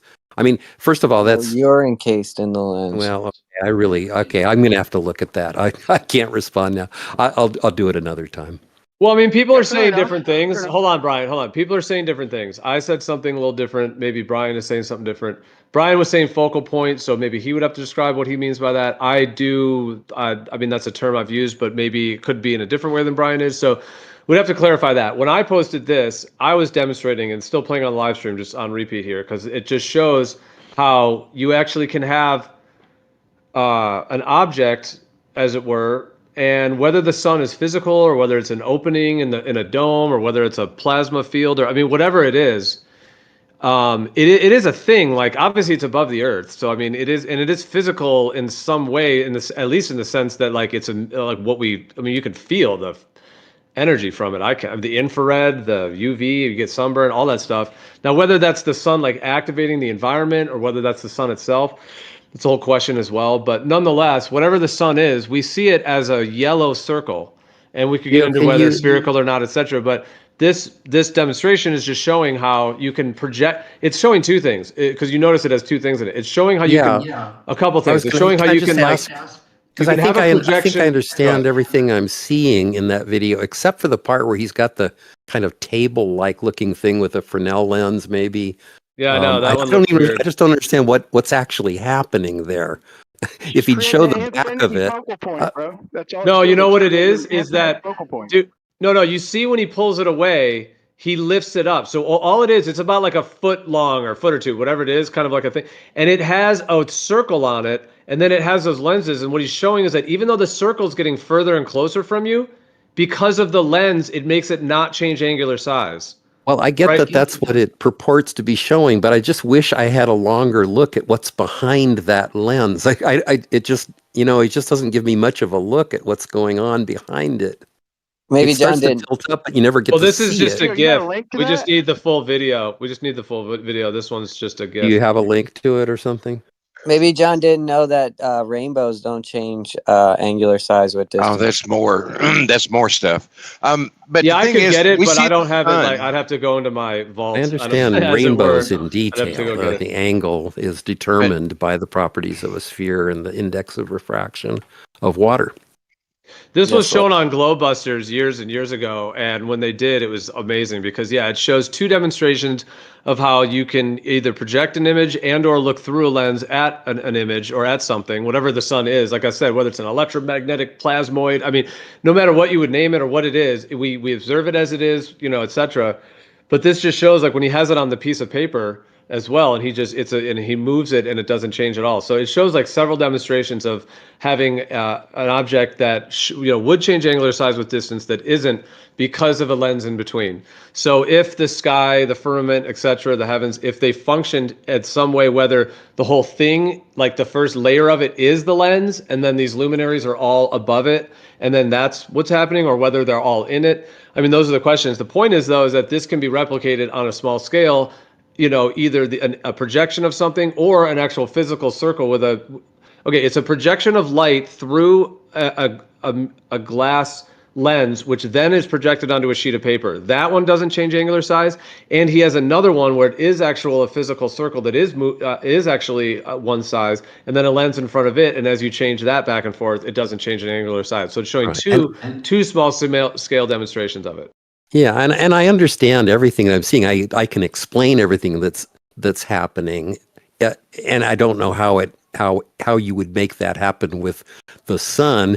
Every place on Earth with a single lens isn't going to do that. But the problem is that I can't even understand what I'm seeing in that last. I'd really like to get a link to the video, maybe if there's an audio explanation, because that looks genuinely weird. I'm tempted to say I don't really understand how that could happen, but I think it's because I don't understand what it is I'm looking at. Yeah, fair enough. I mean, if it's just your first time seeing it, you'd want to. That's honest. I like that. I like how you put that. At least you came at it from the right point of view. I appreciate that, John. Yeah, well, thank you. I mean, I do as I say, everything except that Fresnel lens part. I don't quite understand how you're going to apply that to the sun, but I understand what's going on. I just don't with that last one. I don't know if everyone realized this. So the sun is not a man-made light. So I don't know if it behaves exactly like man-made lights do as well. Yeah, I was going to say, Tor, I was going to just finish that off by saying we don't know what the sun is. The globe model thinks they know what the sun is, but they just think they know what the sun is. I do know enough to say that what is showing on that video is not what we see. What do you mean what we see? Like, yeah, that's definitely not a sun setting. Is that what you mean? Well, it actually kind of does replicate it, dude. The sun is a circle. Yeah, but we see the surface of the Earth lit up. We can confirm that by calling people, beyond where we can see and say, hey, you see the sun. We see the moon lit, apparently, by the sun. We see planets millions of miles away that exhibit the same phases as the moon does from the sun shining on them. It's obviously omnidirectional. It's not a focused beam of light. If we're on a curved surface, wouldn't sunset shadows be in a totally different direction than they actually are? What now? If you're on a curved surface and it's the rotation of the Earth that's causing the sun to set, wouldn't you notice that with the shadows? You do. What do you mean exactly? What angle would you expect the shadow to be at? Well, the angles depend on the angle of the sun from the vertical, and that depends on where you are. But I'm not sure. I mean, you get that on the flat Earth model or the globe model, but I'm not sure. Yeah, John. Yeah, real quick, John. Can you define an angle for me? Angle, an angle. Well, I mean, it's defined as basically you take two lines, start at a center point, two lines going out, go out some distance, and then draw a circle, at that distance from one line to the other, measure the distance along that circular arc and divide by the radius. That gives you the angle in radians. Okay, but I guess what my point on the shadows with the sun setting is when I hear of the Selenilian eclipse, right? The sun is actually, when it's on the horizon, it's below. It's just refracted up into that position. Right. So now, do you get shadows from the refracted up position or the Absolutely. actual position? No, absolutely. It's from the actual position. The shadow comes. The shadows come from the direction that the light is coming, and the light, when it gets to you, has already been refracted. It's coming from a different direction than it started out. So you get shadows from its apparent position, not its actual position. That's right. Okay, there. So this explains bendy light in the model we were just showing you beforehand. Well, you it also doesn't have because a very there's no bendy light there. No, I mean the problem is that number one, in the Bislin model, for instance, when Jaron was seeing the sun to the south, according to the Bislin model, the sun was all the way on the other side of the flat Earth. And then the light from that sun came all the way out over Jaron's head, out beyond the ice wall, made a 180 and came back into his eyes from the south. There's no physical way for that to happen. It's not a refraction thing. But you're talking about the heavens, right, which are mysterious. You're not talking about a physically man-made light, right? You're not talking about a light that was made by man, right? Well, that's true, but I mean, I don't find the heavens mysterious. We understand very well what's going on in the solar system, pretty well all the way through our galaxy. Okay, John, I'm so sorry. I totally forgot. I remember earlier now. You're agnostic, correct? I am. I'm an agnostic atheist, yeah. Yeah, agnostic atheist. Yeah, that doesn't even exist in the world, but that's okay. Well, I mean, we don't have to get into it here, but it does. Yeah, agnosticism. You can have both. You can be agnosticism means believing that you can't know whether or not there's a God, and atheism means believing that there's no God. Both of those are me. Okay. Yeah, you can have them both. Yep, and I'm the reason I will put forward that that's not a possibility in this world is because knowledge exists, and therefore, without a necessary ultimate reference point for all intelligibility, there cannot be intelligibility. Mic drop. Yeah. So I agree with you, John. You do take from my worldview. You assume knowledge to exist, but you don't have a reason for it to exist. Yeah, I understand that argument. I've been through that with Darth before. Wait, but I mean, are you open that there could just be like an incredibly profound intelligence that you actually are? Ultimately, that you are that? That I am? Yeah. Well, that you're like a separate part of it, but that ultimately. Oh, I see what you mean. Yeah, that you. Like, because that's like, what is God? Like, is God outside of you? Is it inside of you? Is it your spiritual journey? Is it who you are? Like, to what? I don't know. Like, do you think that we survive after we die? And did you come from somewhere when you were born? Yeah, no, I don't. But I do. Here's one thing that I find really mysterious, and that is the fact that at some point we become conscious beings, and I do find that very mysterious. Right? You start with just atoms in the semen and the egg.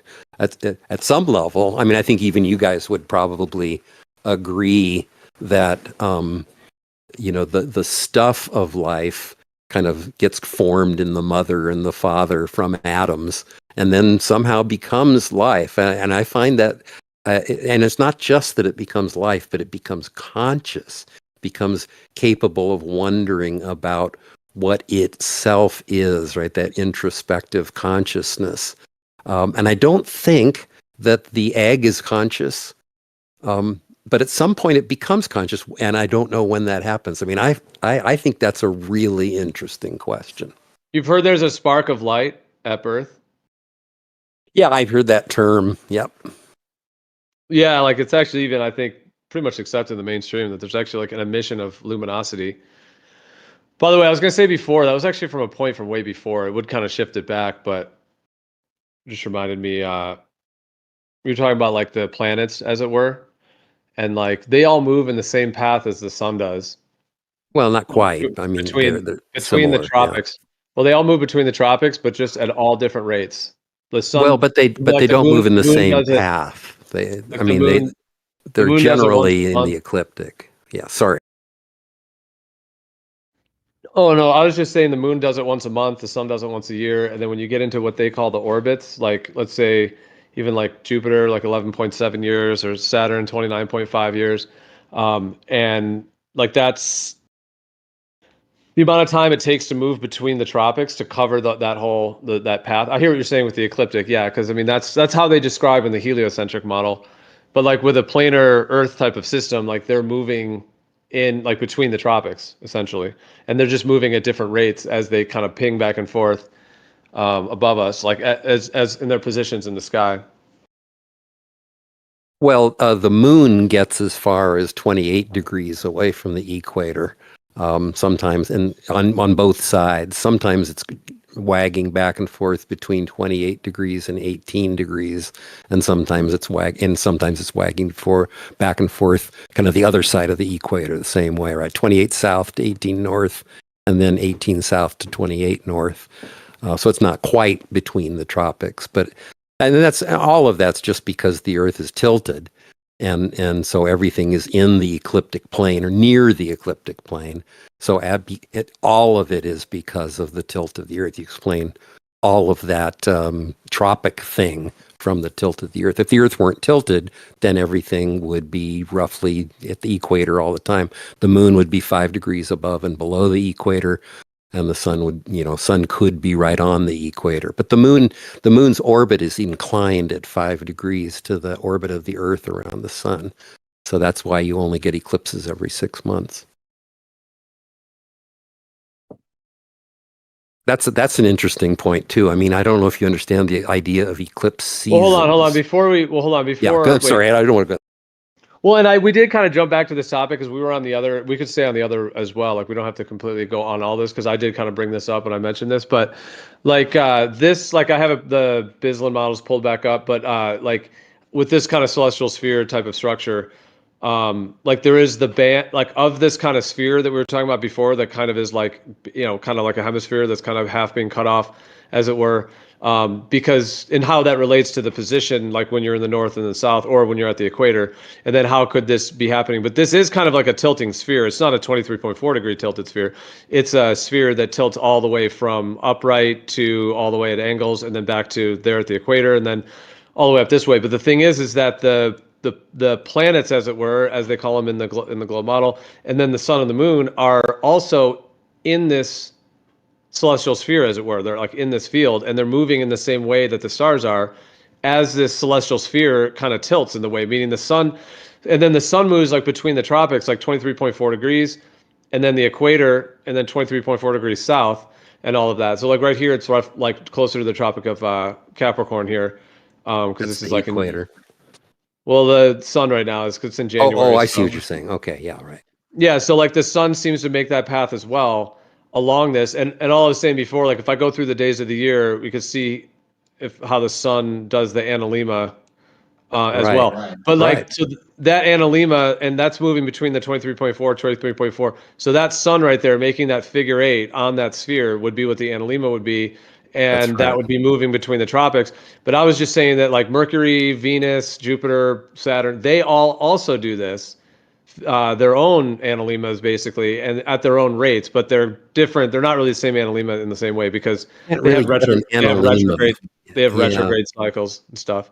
But I'm just saying Saturn and all of those move between the tropics, and then the lunar tropics are 28 south and 28 north. Yeah. Would you agree? I thought you said 18, but it should be. It's just that the lunar tropics go to 28, whereas the regular tropic, the sun's tropic, is 23.4, and then it moves on this, pings back and forth, and all the planets Planet says it will do that as well, but they all do it at different rates, and they have. Yeah, they I have mean the difference is that they always pop back and forth 23.4 degrees each side of the middle. The moon's middle moves 5 degrees north and south of the equator. So at one point it's pinging back and forth between 28 south and 18 north, and then later on it's pinging back and forth between 18 south and 28 north. It doesn't ping back and forth between 28 and 28. It's always the same 23 because that's the tilt of the Earth. It's just that the center isn't the same center as that of the sun, because the sun kind of defines the center. That's the one we care about the most.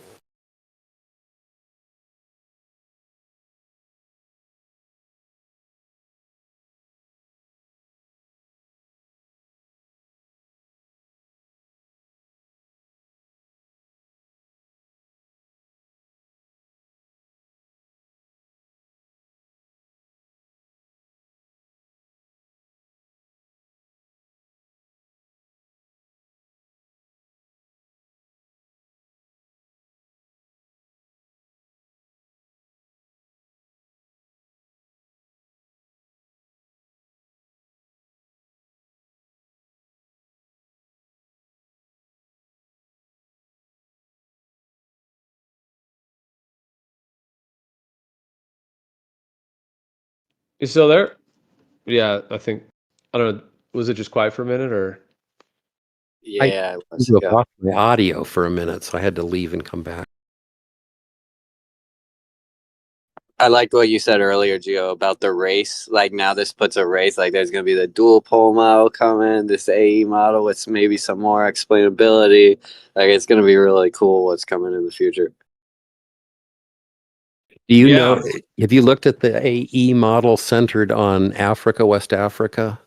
Because that's one I think I heard I know a guy who's kind of like a half globe, half flat earth guy who had been touting it because of the fact that he understood the symmetry between what happens in the north and the south.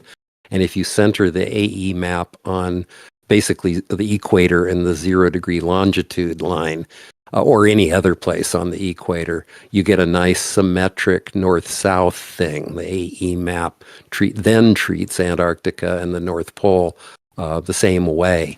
And so it kind of gives you a nice thing. The problem is now the sun it never describes a circle. It's going around these weird ovals. And at the equinox, it just kind of goes from the right side to the left side. And then, the biggest problem is just that it still has the problem that it changes size over the course of a day because it's local. Yeah, I'm sharing one. Is this the one you're talking about? Can you look at the screen share again, real quick? Are you able to see it? Because I think you had this as your logo. As your avatar logo, if I remember. And I was like, oh, he's got that one on there. So.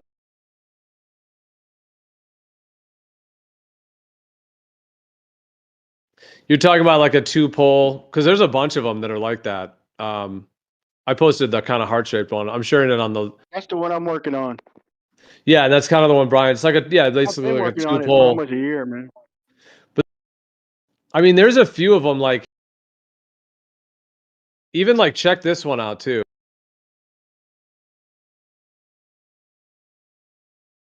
This one's like similar to that one, but laid out a little bit different.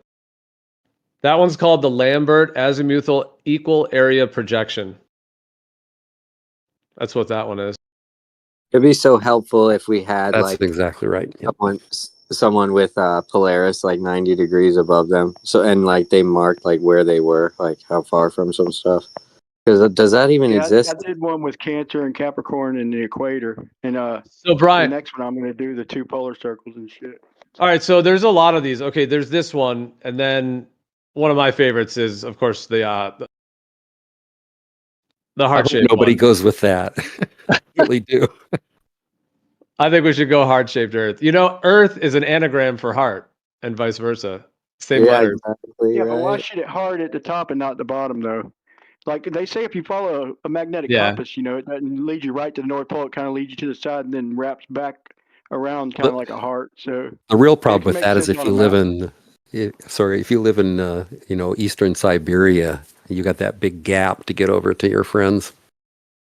No, you don't. You got a big gap in real life, man. I just pulled up Google Earth and put it right in the middle of the Pacific and zoom in, and you could barely see the edge of Siberia. Like, there's a point where you can't see nothing really. It's just ocean. You can barely see the top of North America. If you position Google Earth just right, it's like the whole damn screen is just ocean, and that kind of explains the 90% of people, the Earth's population being in daylight at once. Hey, go back to one of those. The sun ain't nowhere in that area. It's going to be lit almost for almost everybody. Yeah, look at this one. This one's called the American Polyconic Projection. Yeah, and that one has a two-polar vibe going on. Go back to that azimuthal, either the equidistant or the Lambert, for a second, because I think one of the things that you guys should be really happy about with them. There's the Gleason. There it is. Go back in all of its glory. Go back to the Lambert, because it's got another feature that I think you guys will really like, actually. You guys notice? Yeah, that one. Remember? So that's the Lambert, or it could be it could be the AE version of that as well. But the nice thing about this one for you is that now instead of an ice wall, of course, you just have an ocean, which if you want, you can just extend out to infinity, right? There's no need to have it be circular anymore. The ocean can just go on to infinity, and that would solve some problems for you guys. Oh man, how you frame that? I was interesting to hear your viewpoint on it. Okay, infinite water, that'd be wild. And then just no container, you're saying, or no need for like a basin? No need for a container, right? Of course, I don't know where you put the firmament. I don't know what it anchors to, but what if that was just what if that was just an infinite planar sky? Yeah, there you go. Then you'd have to have more suns, or you'd have to figure it out, because you'd have to. Well, that's like infinite plane, but that is one thing of this type of projection. Yeah, any of them that take like two poles and try to land out in a planar fashion. The obviously main things that changes are like the magnetic. Like it would have to be that if you were like traveling, like let's say from like California over to like Japan, that is a way more like, so you'd have to really be adjusting more so than you would. But I mean, that would be hard to detect, obviously, because you're, the small adjustments you make and your whatever equipment you're using. So I'm not trying to make an argument that this is the map or anything, but I'm just saying that's one of the things that it really throws off is that kind of thing at the top. Whereas obviously on a globe, it's more kind of equally distributed. And then, then how would the sun move though? Like, okay, when the sun's at the equinox, what is it doing? Is it like Pac-Manning in and out? It appears suddenly at so here's what happens. In the summer, it's circling around one of those white lines. I mean, those are lines of latitude. So it's still circling around this over the Tropic of Cancer, right? And they're weird ovals. It goes over bigger and bigger ovals until one day it's coming down. It comes down right along the periphery there, and it jams into the equator, makes a quick right turn, and goes all the way across the equator to the left, at which point it makes a left turn and starts doing the same thing in reverse in the southern hemisphere. And now it looks like the Analema, you're saying?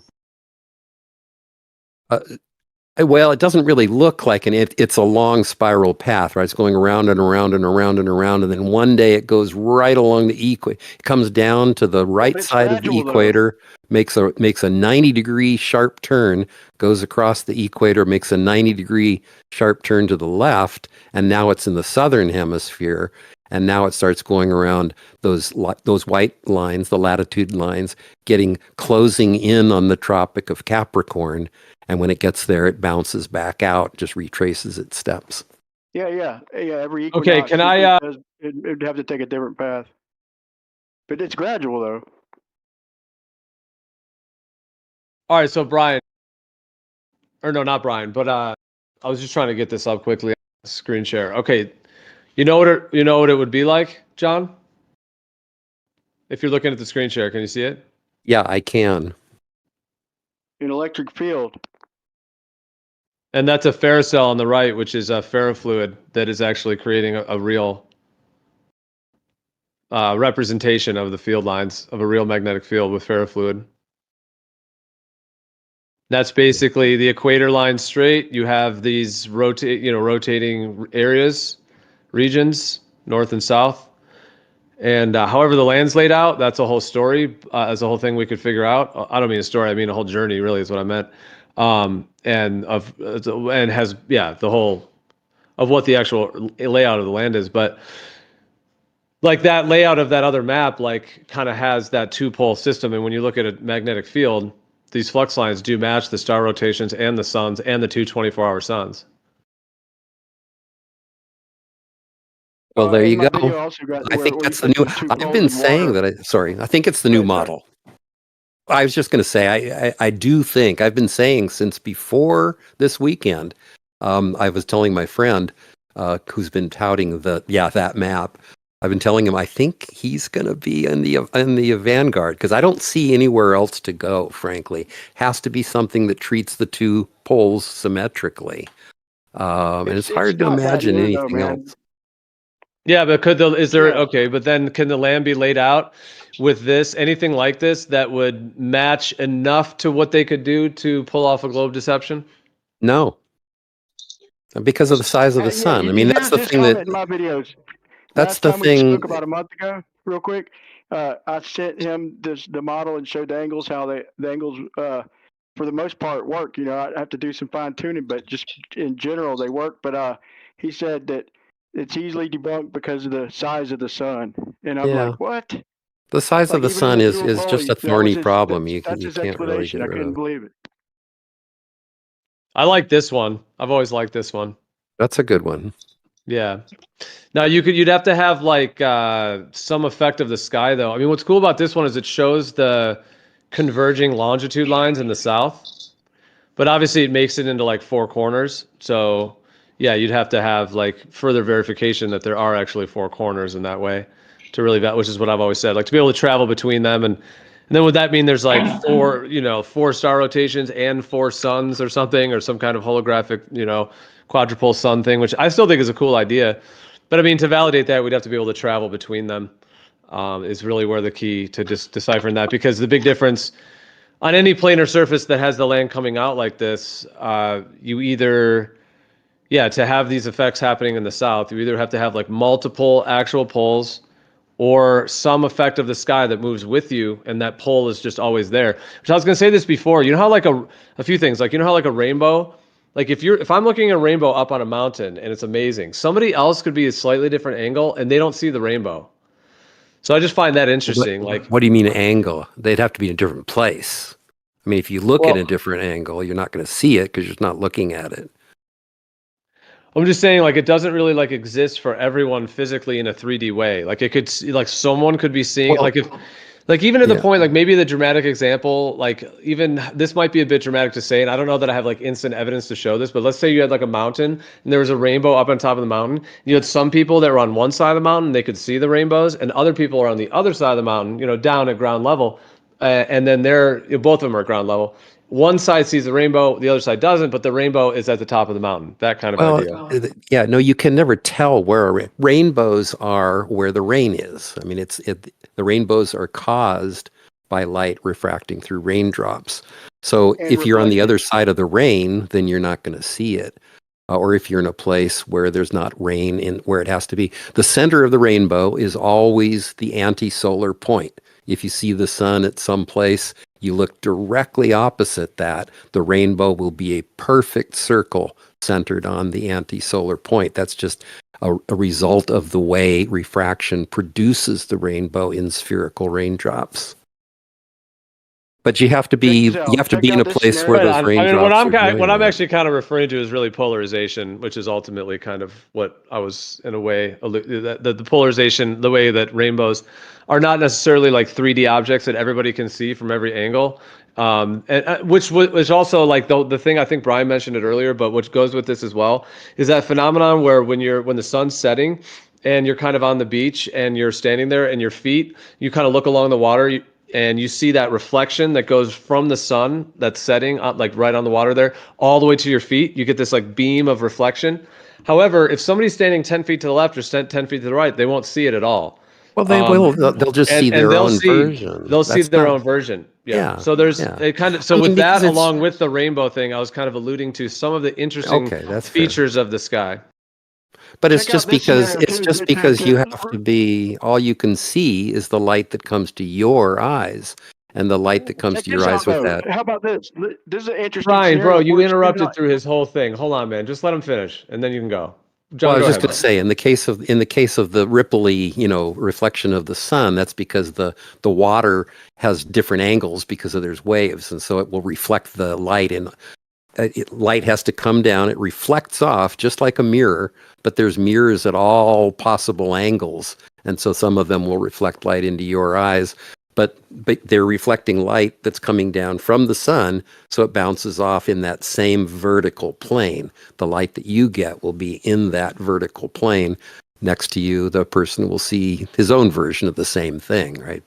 Doesn't see yours, but he sees the same thing. Check this out, though. I'm glad I waited because this is a cool little scenario, which I'm sure you've seen before, but probably never paid it much attention. So if you're standing on a lake, right? And how about this one? 10-mile lake, and right in the middle, of the 10-mile lake, right in the 10-mile lake, you see a hot spot with in between, the sun's penetrating in between the clouds, and seagulls are circling in the warmth of that hot spot. So if you had a 10-mile mirror, or if you crossed that lake and turned around to look at that hot spot, it wouldn't be there. You wouldn't see it. You wouldn't see that hot spot beaming through the clouds like that.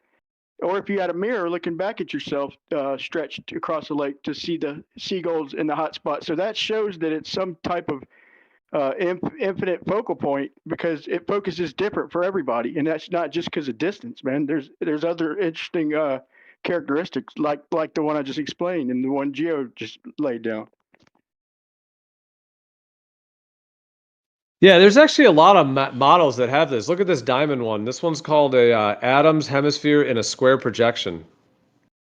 The problem with everything that isn't the Gleason model or the globe is that latitude and longitude actually make sense on the Gleason model. They make more sense on the globe, but it actually makes sense on the Gleason model. The great thing about azimuthal equidistant projections is that if you do one centered on your location, it gives you the actual direction that you would have to go to get anywhere on the Earth, and it tells you how far away that object is. So for the North Pole, the azimuthal equidistant map gets the directions right and the distances right for every place on Earth from the North Pole, but from no other place. Egocentric. Yep, egocentric is the term for that, and you are correct, my sir. So we have geocentric and egocentric now. Although that word is kind of, to use ego, because then that's like the way that word's been with Sigmund Freud. I mean, I like the word in some ways, but it's like there's like the idea of geocentrism, like Earth-centered, heliocentrism, sun-centered. Is there like lunar centrism? Is that even a thing? Does anyone think we're all focused on the moon? Like the moon's the center of everything? I was asking before too. I mean, the whole I don't think anybody's heliocentrism it had its time, right? There was a time when people thought the sun was the center of the universe. I don't think anybody thinks that now. Dude, I'm Jupiterian centric. I'm Jupiterian centric. Jupiter's the center of everything. Think that. Or there's the Saturn, it's the Saturnian cults, the Saturn worshippers. Saturn's has like the darker. Like Jupiter is a very one and the same though. I think they're like two tentacles on Saturn one cards. piece. Does that make me Saturn centric? You have what? Well, where do you think the name came from? Let's call it Saturn. There's like a lot of things that they name products after. The thing about the map, the thing about the two-pole maps we were looking at before. I'll look at this one. This one this one puts Australia on the other side, so that one's not obviously possible. I mean, Australia is not 180 degrees from Antarctica. But like when you think of kind of like this, like even this, like a Mercator, compared to that two-pole one, which was it? This one. Like there's some similarities to that, the Mercator that they plaster on all the schoolrooms. It's not laid out the same, but it is kind of like a flat plane of continents. Yeah, and actually, lines of latitude and longitude really make sense on a Mercator projection, I guess, don't they? The one that you showed, like the globe that was spread out flat, look how much area it's missing to make it Yeah, into a that globe. The jigsaw cut out. Yeah, I'll just cycle through these. We'll probably get back to it in a minute. It'll go back. This is a 2-pole one. That one's pretty wild. That's got Australia over on the other side of Antarctica, though. That's kind of wild. We don't like cusps in our Mine's maps. better than any of these.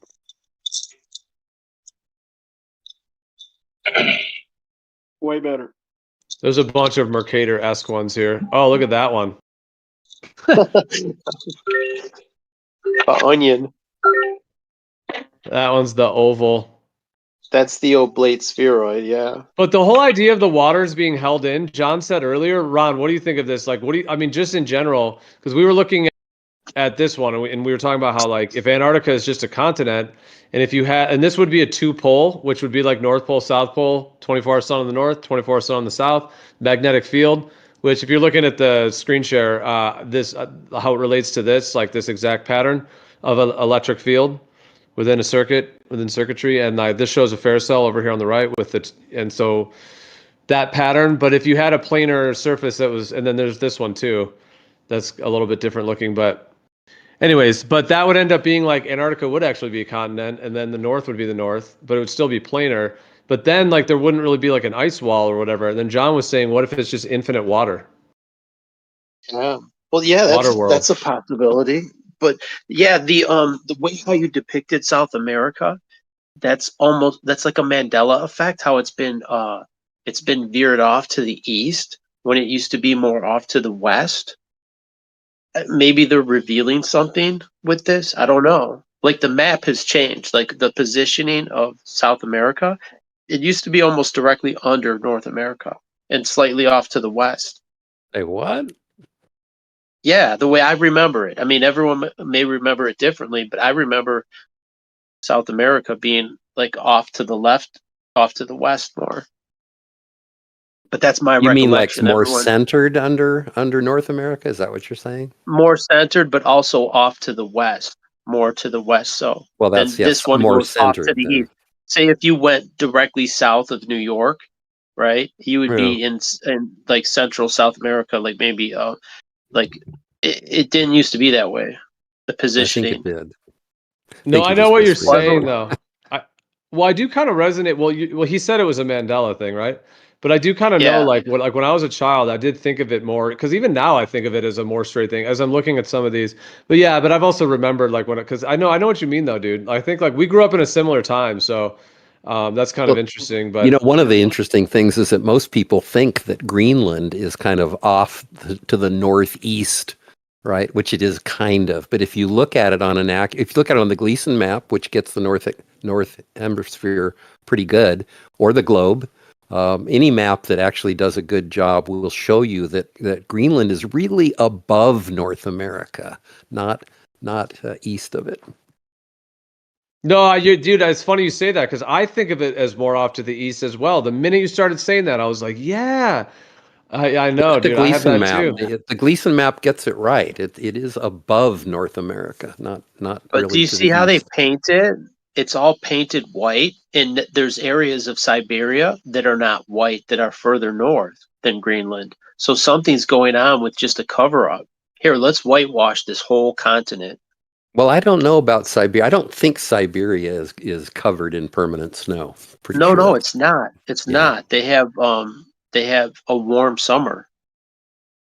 It's totally different. They have trees as far as 73 degrees north. They have a tree line. Ron, look at how off kilter on the AE map it is, dude. Look at how the United States is like shooting off just into outer rims here. While yeah, it's weird, isn't it? Yeah, whereas like I've always thought that it's kind of a weird thing about this because I think on that other one that I pulled up, the square one, or that was pulled up before, it's in this list too, but the Pierce Quincuncial projection kind of changes that aspect a little bit. It makes them more like kind of like 4 quadrants more so, whereas this one does kind of change that. Yeah, have you seen the They Sorry, depict water yeah, at the pole, whereas the old Mercator predict the 4 land masses with the 4 rivers and Mount Meru. Who knows what's there actually? yeah, that wasn't the Mercator that did that. Oh yeah, it was. Please, just for a second there, please. If somebody could take a look at the Peters projection and have a look at the orientation between North and South America, might be instructive. Peters projection, I think it's called. Gall Peters? Pardon? Are you talking about the Gall Peters or a different one, or just Peters? Well, the thing I'm looking at just says Peters projection. I see only Gall Peters too.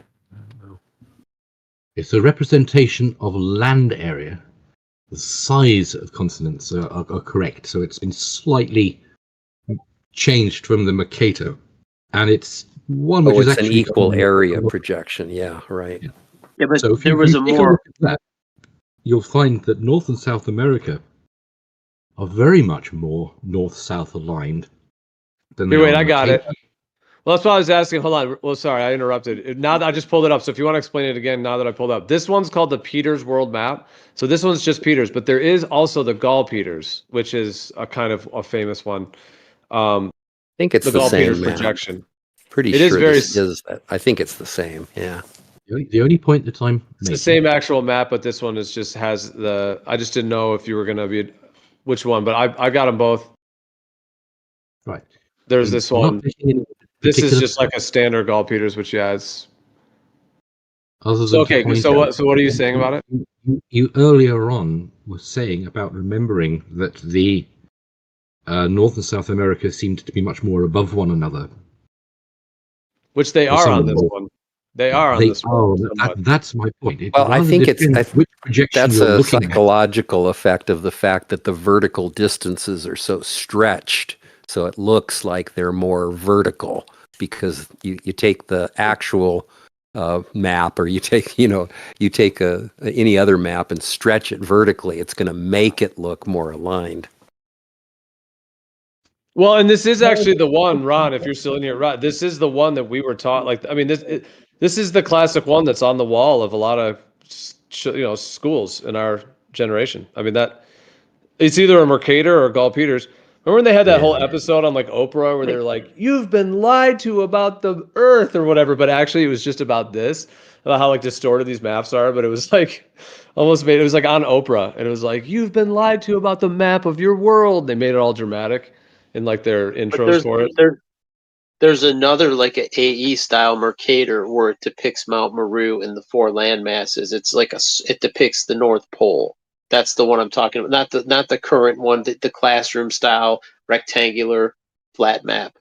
Yeah, the problem with the Mercator is you can't depict the pole. The pole is the entire top line of the map, and the South Pole is the entire bottom line of the map. Every magnet has a toroidal field, so it's going to have a central pole with all the lines of flux going into that and returning to the southern side. Right, but this is There's not an about inward- magnetism. This is about No, geography. but the Earth yeah. is a magnet, so it has It to is, follow but I mean, those lines. but the maps aren't showing you the North Magnetic Pole. No, I the South understand Pole. that. Yeah. That the maps are deceptive on purpose. Well, they're deceptive because you can't accurately depict everything at once. If you want to depict a curved surface on a flat surface, you have to make compromises. That's why we have so many different flat maps. There's only one real map. But you don't use a globe to navigate. In other words, the most accurate tool would be right. something that's globular, right? I'd get out my dividers and I'd get out a maybe like what's the kind for tailoring, how like a measuring tape that could curve around things, and I would use the globe because that would be the most accurate representation, right? They wouldn't use a flat map because it would be inaccurate. Well, inconvenient to have a globe in the cockpit. Yeah, but convenience doesn't matter for something that's critical. Like, it's inconvenient for me to wear a seatbelt. It doesn't matter. These days, what you can do, and I think I've heard that what they do is as you move, If you have a computer, you just constantly recompute the azimuthal equidistant projections centered on where you are right now. And when you do that, you get a perfect representation of everything near you, and you get the right directions to everything, and you get the right distances to everything, as long as it's centered on your position. Funny? So you think this is it? We've been looking through all these projections. This is the one? The big That's the one. I'm afraid. That's the one that's caught your heart. Listen. If we need to take a globe and project it on a flat surface, I think we should leave it up to a woman because they can fold fitted sheets. That's all I got to say. It's not projecting the globe. It's using the Habersign, projecting from the plane to the celestial sphere, and then projecting that down to the ground. It's the same thing as the globe uses the celestial or the equatorial plane. Okay, they're using basically the same. They're projecting out up to the sky and projecting it from the center of the Earth on the equatorial plane. It's the same math, just doing it from the plane up to the except it makes. I mean, the math dictates that the ground's flat. I mean, the globe has a decent argument. The fact, but they're still using equatorial plane like 3 coplanar angles or 2 really. Look at how close this is right here. Is there a lot on the globe, you know how it's straight, it makes these a lot closer than it does, like definitely on compared to like an AE type of thing. But it gets all the distances right. That's the real good thing about the globe, is that you get the distances right. Let me just ask you in your viewpoint then, why haven't we, by the way, I didn't want to dismiss Brian's point if someone had a response to it, but I was kind of like just on a different mindset, but I don't want to dismiss your point, Brian. So if anyone wants to respond to that. No, but if you want to jump in, but I was just going to say, why is it that like we're not just in space? Like if we have all this technology, we have amazing stuff on Earth, we have vehicles of every type, we have rockets that blast off all over the place. Why is space so elusive? In terms of, now I know this might shift the whole combo, so it's up to you I'm not saying we have to go on a full long thing, but I guess for whatever reason in my mind, it's like the idea that we actually lived on this globe, like by now with everything we have technology wise and all the money and all the everything, one would think that there would be tremendous space industry. And even if there wasn't full blown space industry, it would definitely be like you can just catch a flight, and catch a ride there. And there should have been tons of people. Like, I mean, how elusive was a 24-hour sun footage from Antarctica to the point where flat earthers had to go there in 2024 to get the footage?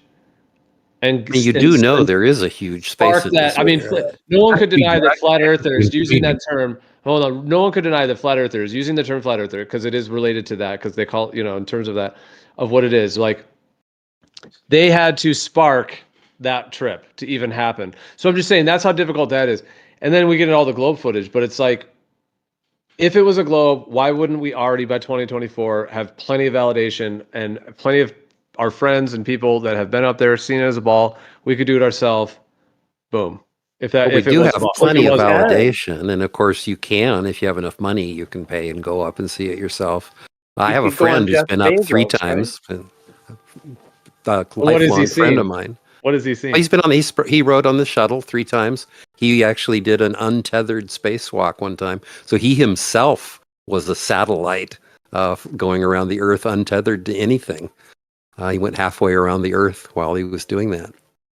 Or you get on Jeff Bezos' rocket. So my friend Pinky Nelson, lifelong friend of mine, you can look him up. He did the second untethered spacewalk, and the first time it was done to actually do something useful, to try to repair a satellite. He went out and tried to grab it and bring it back into the space shuttle bay. So he went up on the space shuttle before the Challenger disaster, and he went up on the one afterwards. Yep, that's him. What'd you say his first name was? He goes by Pinky. George. I just pulled it up. Pinky I'll post Nelson. it. I just pulled it up, but I'll post it in the chat. George Driver Pinky Nelson. Sounds kind of cringe. Dude, wait, don't you think? You think you went tethered? All right, so you know this guy. Hold on. Around the globe? Is that what you think he did? I asked him one time.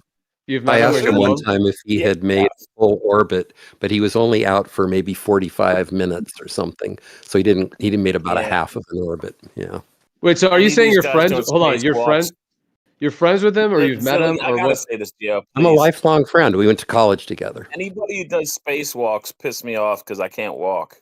So And- yeah, all the Well, you could astronauts do piss me that. off. You could still do a spacewalk. You don't have to walk to be able to do a spacewalk. And They he- push and you why out did the- they say I'm walk? push you out the paralyzed. trap I door. can't do any walking. Well, it's Wait, because wait, you Cable get somebody was. to push you. Dude, let's not It's like derail the on movie. that. I want to ask him questions now. Hold on. So you know this guy. You said you've known him since college, and he's been up there, and he has he's been all the stuff you're saying, untethered and all this. What is he? What if you call him up or when you ask him? He says he's seeing the Earth as just a big ball. Well, it's not. Of course, he sees the curvature easily because he's up 300 miles, something like that. It's really easy. I mean, you can't mistake the curvature from that height. Like But it's not a big ball, right? You're only 300 miles away. The Earth is 8,000 two miles states. across, right? Sorry? You can see about 2 states, the 2.5 states. You know? Yeah, something like that. That's, I mean, big states, but you know. Okay, so yeah, he's not really seeing it as an actual ball. He's just sort of seeing some Earth beneath him. And how did he claim he would decipher what curvature was and how that related to a globe? Then, if he's just seeing, if he's, yeah, I didn't know what distance he was at. But now that you're saying, yeah, I understand. But I mean, that's like what the ISS. I mean, ISS is at that or less than that, 250. Yeah, it's So, I mean, basically the same. Yeah. Wait a minute. Jay Tolan can see further from 5 miles up. Who? Jay Tolan. According to Jay he was Tolan. using infrared cameras, and he could see way further than that from only a Yeah. commercial airliner.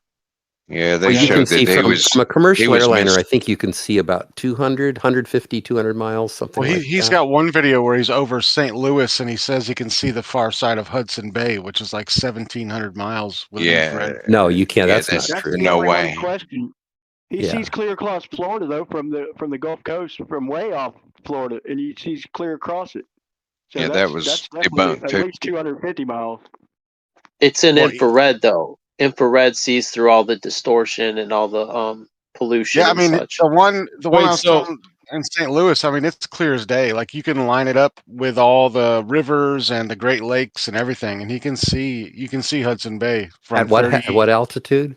34,900. No, not a chance. Not a chance. I mean, look, there's a video. Go watch it. You can line it up. And Show me see. the Yeah, link. there's also the videos where they did make the identifications and found he was wrong. Exactly. In that one video, he said he had to double check it though. Y'all act like he stood firm with that one. That one he wasn't sure what he said. That it appeared to be such and such. Like the Globers harp on that one that turns out to maybe not be it. And he wasn't definite in his claim with that. But he has made some where he clearly lays stuff out, man. Yeah, and all three of those were torn apart by proper identification of the landmarks.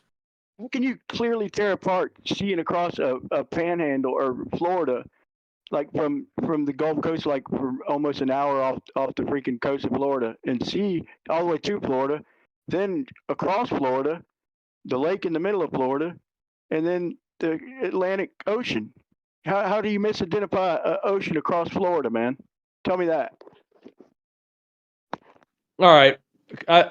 Can I just ask John if John's still there? I mean, unless someone was going to jump in. I don't know if you guys want to keep on that. I guess I'm kind of was trying to go back to asking John what I wanted to continue, but I don't know.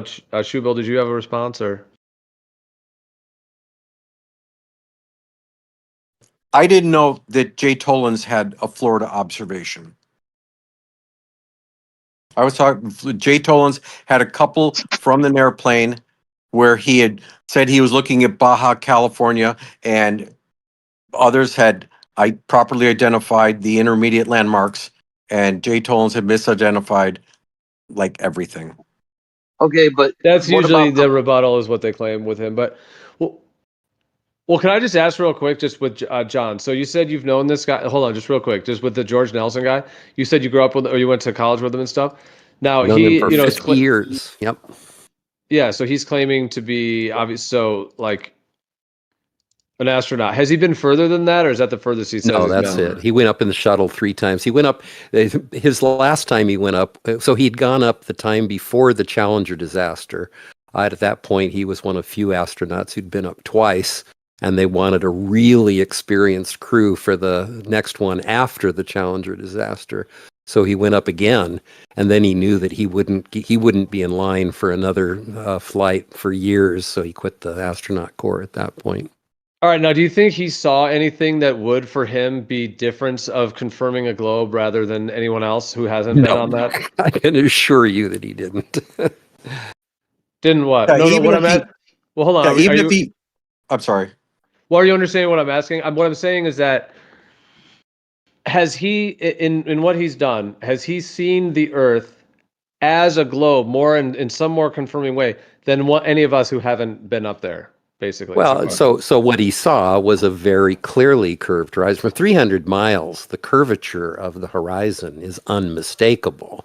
And it's always the same curvature because the Earth is a ball.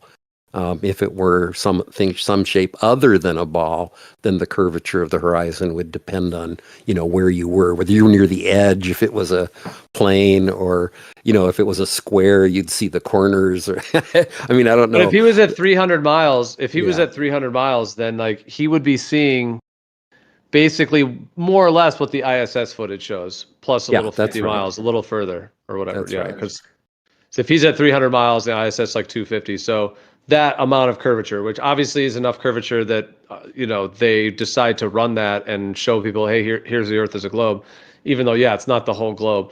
So so he claims he saw that level of curvature. Did he take any photos of it or anything, or? I don't know if he did himself. I just don't know.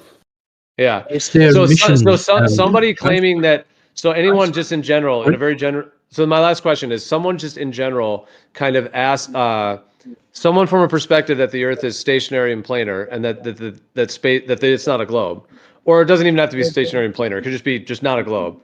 There would have to be some scenario in which this guy would be just basically not telling the truth in some way. Oh, sorry. That's what it seems. That's what I've asked people before. I've asked, so what is your theory, that he was drugged, that he's lying to me? I mean, I don't know what you could possibly imagine. I mean, this guy's a really close friend, right? Because I'm not really trying to even challenge it. I'm just kind of more like asking like interview questions. I'm not really even trying to challenge it. But how well do you know him? And like, is there, in your just as more of like an interview all the time. As like he's a close friend.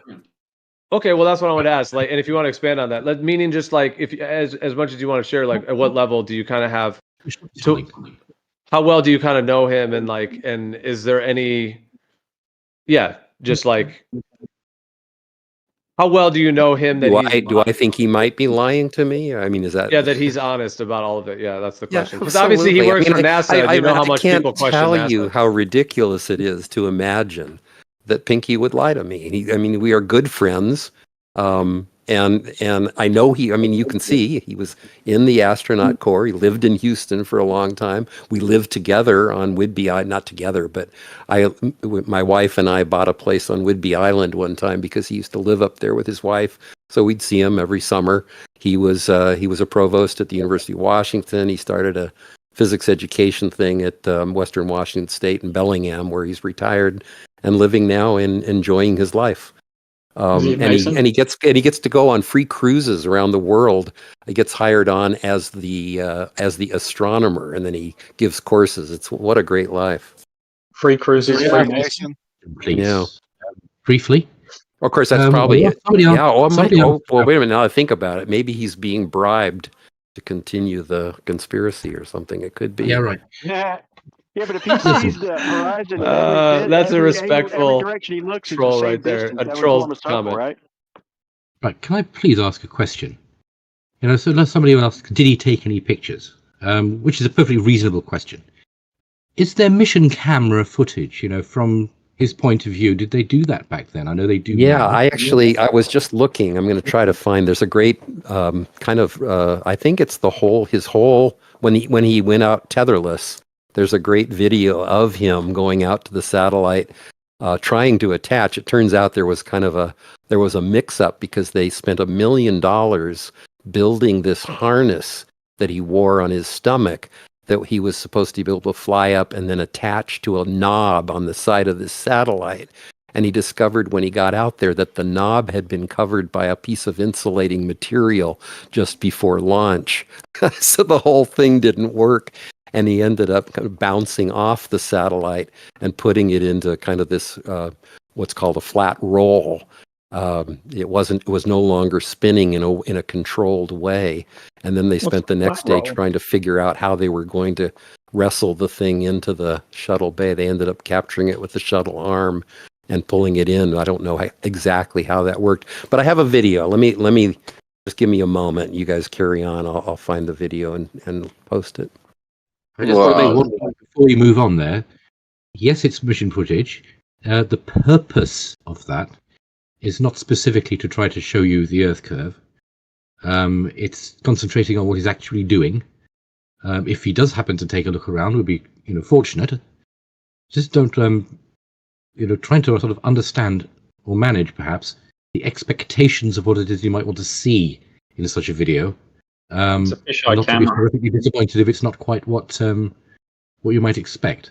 One would imagine, and this is a guess, that the camera should reflect what it is that he's seeing, so I wouldn't expect a fisheye lens. Having said that, he's not relying on that camera in order to see. The people behind him, as it were, are relying on that to get as big a field of vision as they can, so they may prefer a fisheye lens.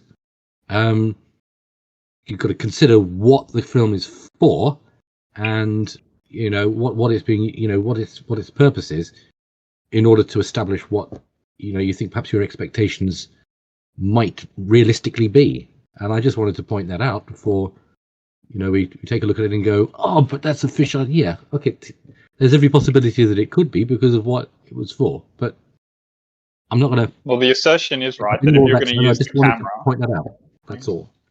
If you're going to use the camera to prove he was in space, but then say that we can't critique the aspect of him being in space. Okay, what are you? So we can't. Let me just mention. I didn't say that. One thing that'll help is that I'm just looking at the video and remembering, because I didn't think I remembered seeing the horizon. I think it actually, he must have been, above the shuttle or something, because I don't believe there might be, but I don't believe that the Earth ever shows up. So you guys will, do what you will with that. I'm not trying to say that it should be used to establish curve or not. In fact, I'm largely against that. No, I understand. And you know why. Yeah. What I'm trying to say is that we should manage the expectation before simply trying to criticize it. I said that the camera proves he's in space, Mr. Professor. I never said anything about the curve specifically. I said the camera angle is being used to prove that he's in space, and then you're suggesting that there's all these sort of apologetics coming from. Okay, I see there actually the horizon is in the frame, about 21 minutes, 22 minutes, somewhere around there. But it doesn't show up for very long, I don't think. I don't know. Anyway, it is in there. And and it looks curved the way it should be. And by the way, interestingly enough, it's curved the wrong way. For if it were a fisheye lens, it's in the part of the frame where it would be curved into a smile rather than a frown. But wasn't the point that the gentlemen were trying to make here is contention is like how far can you see from that position at that height? Oh yeah, well you won't tell that from this, of course, because we don't know where he is, and it's it's not a very sharp picture of the surface of the Earth. This has happened a long time ago. This was 30, 40 years ago. So another point of observation would be that he spent several days in weightlessness. So if you believe that he experienced weightlessness, that would be an indication that there's something going on up there. Well, one of the stories he says that one of the scariest parts of the shuttle was not the blast off when you got this, you're riding on top of 6 million pounds of thrust, rumbling and everything like that. At least then you're being pressed back into your seat with pretty good acceleration. But the scary part is when the engines shut off and you're instantly, you go from this, apparently high G environment into nothing. You feel, nothing except your seatbelt. I want to do it. I want to do it. Yeah, You know, no, you I can get that experience, right? You can just go off on a plane and get that right. exact same Roller coaster experience. will give that to you. Roller coaster will give you that. Yeah, he's just explaining a roller coaster experience.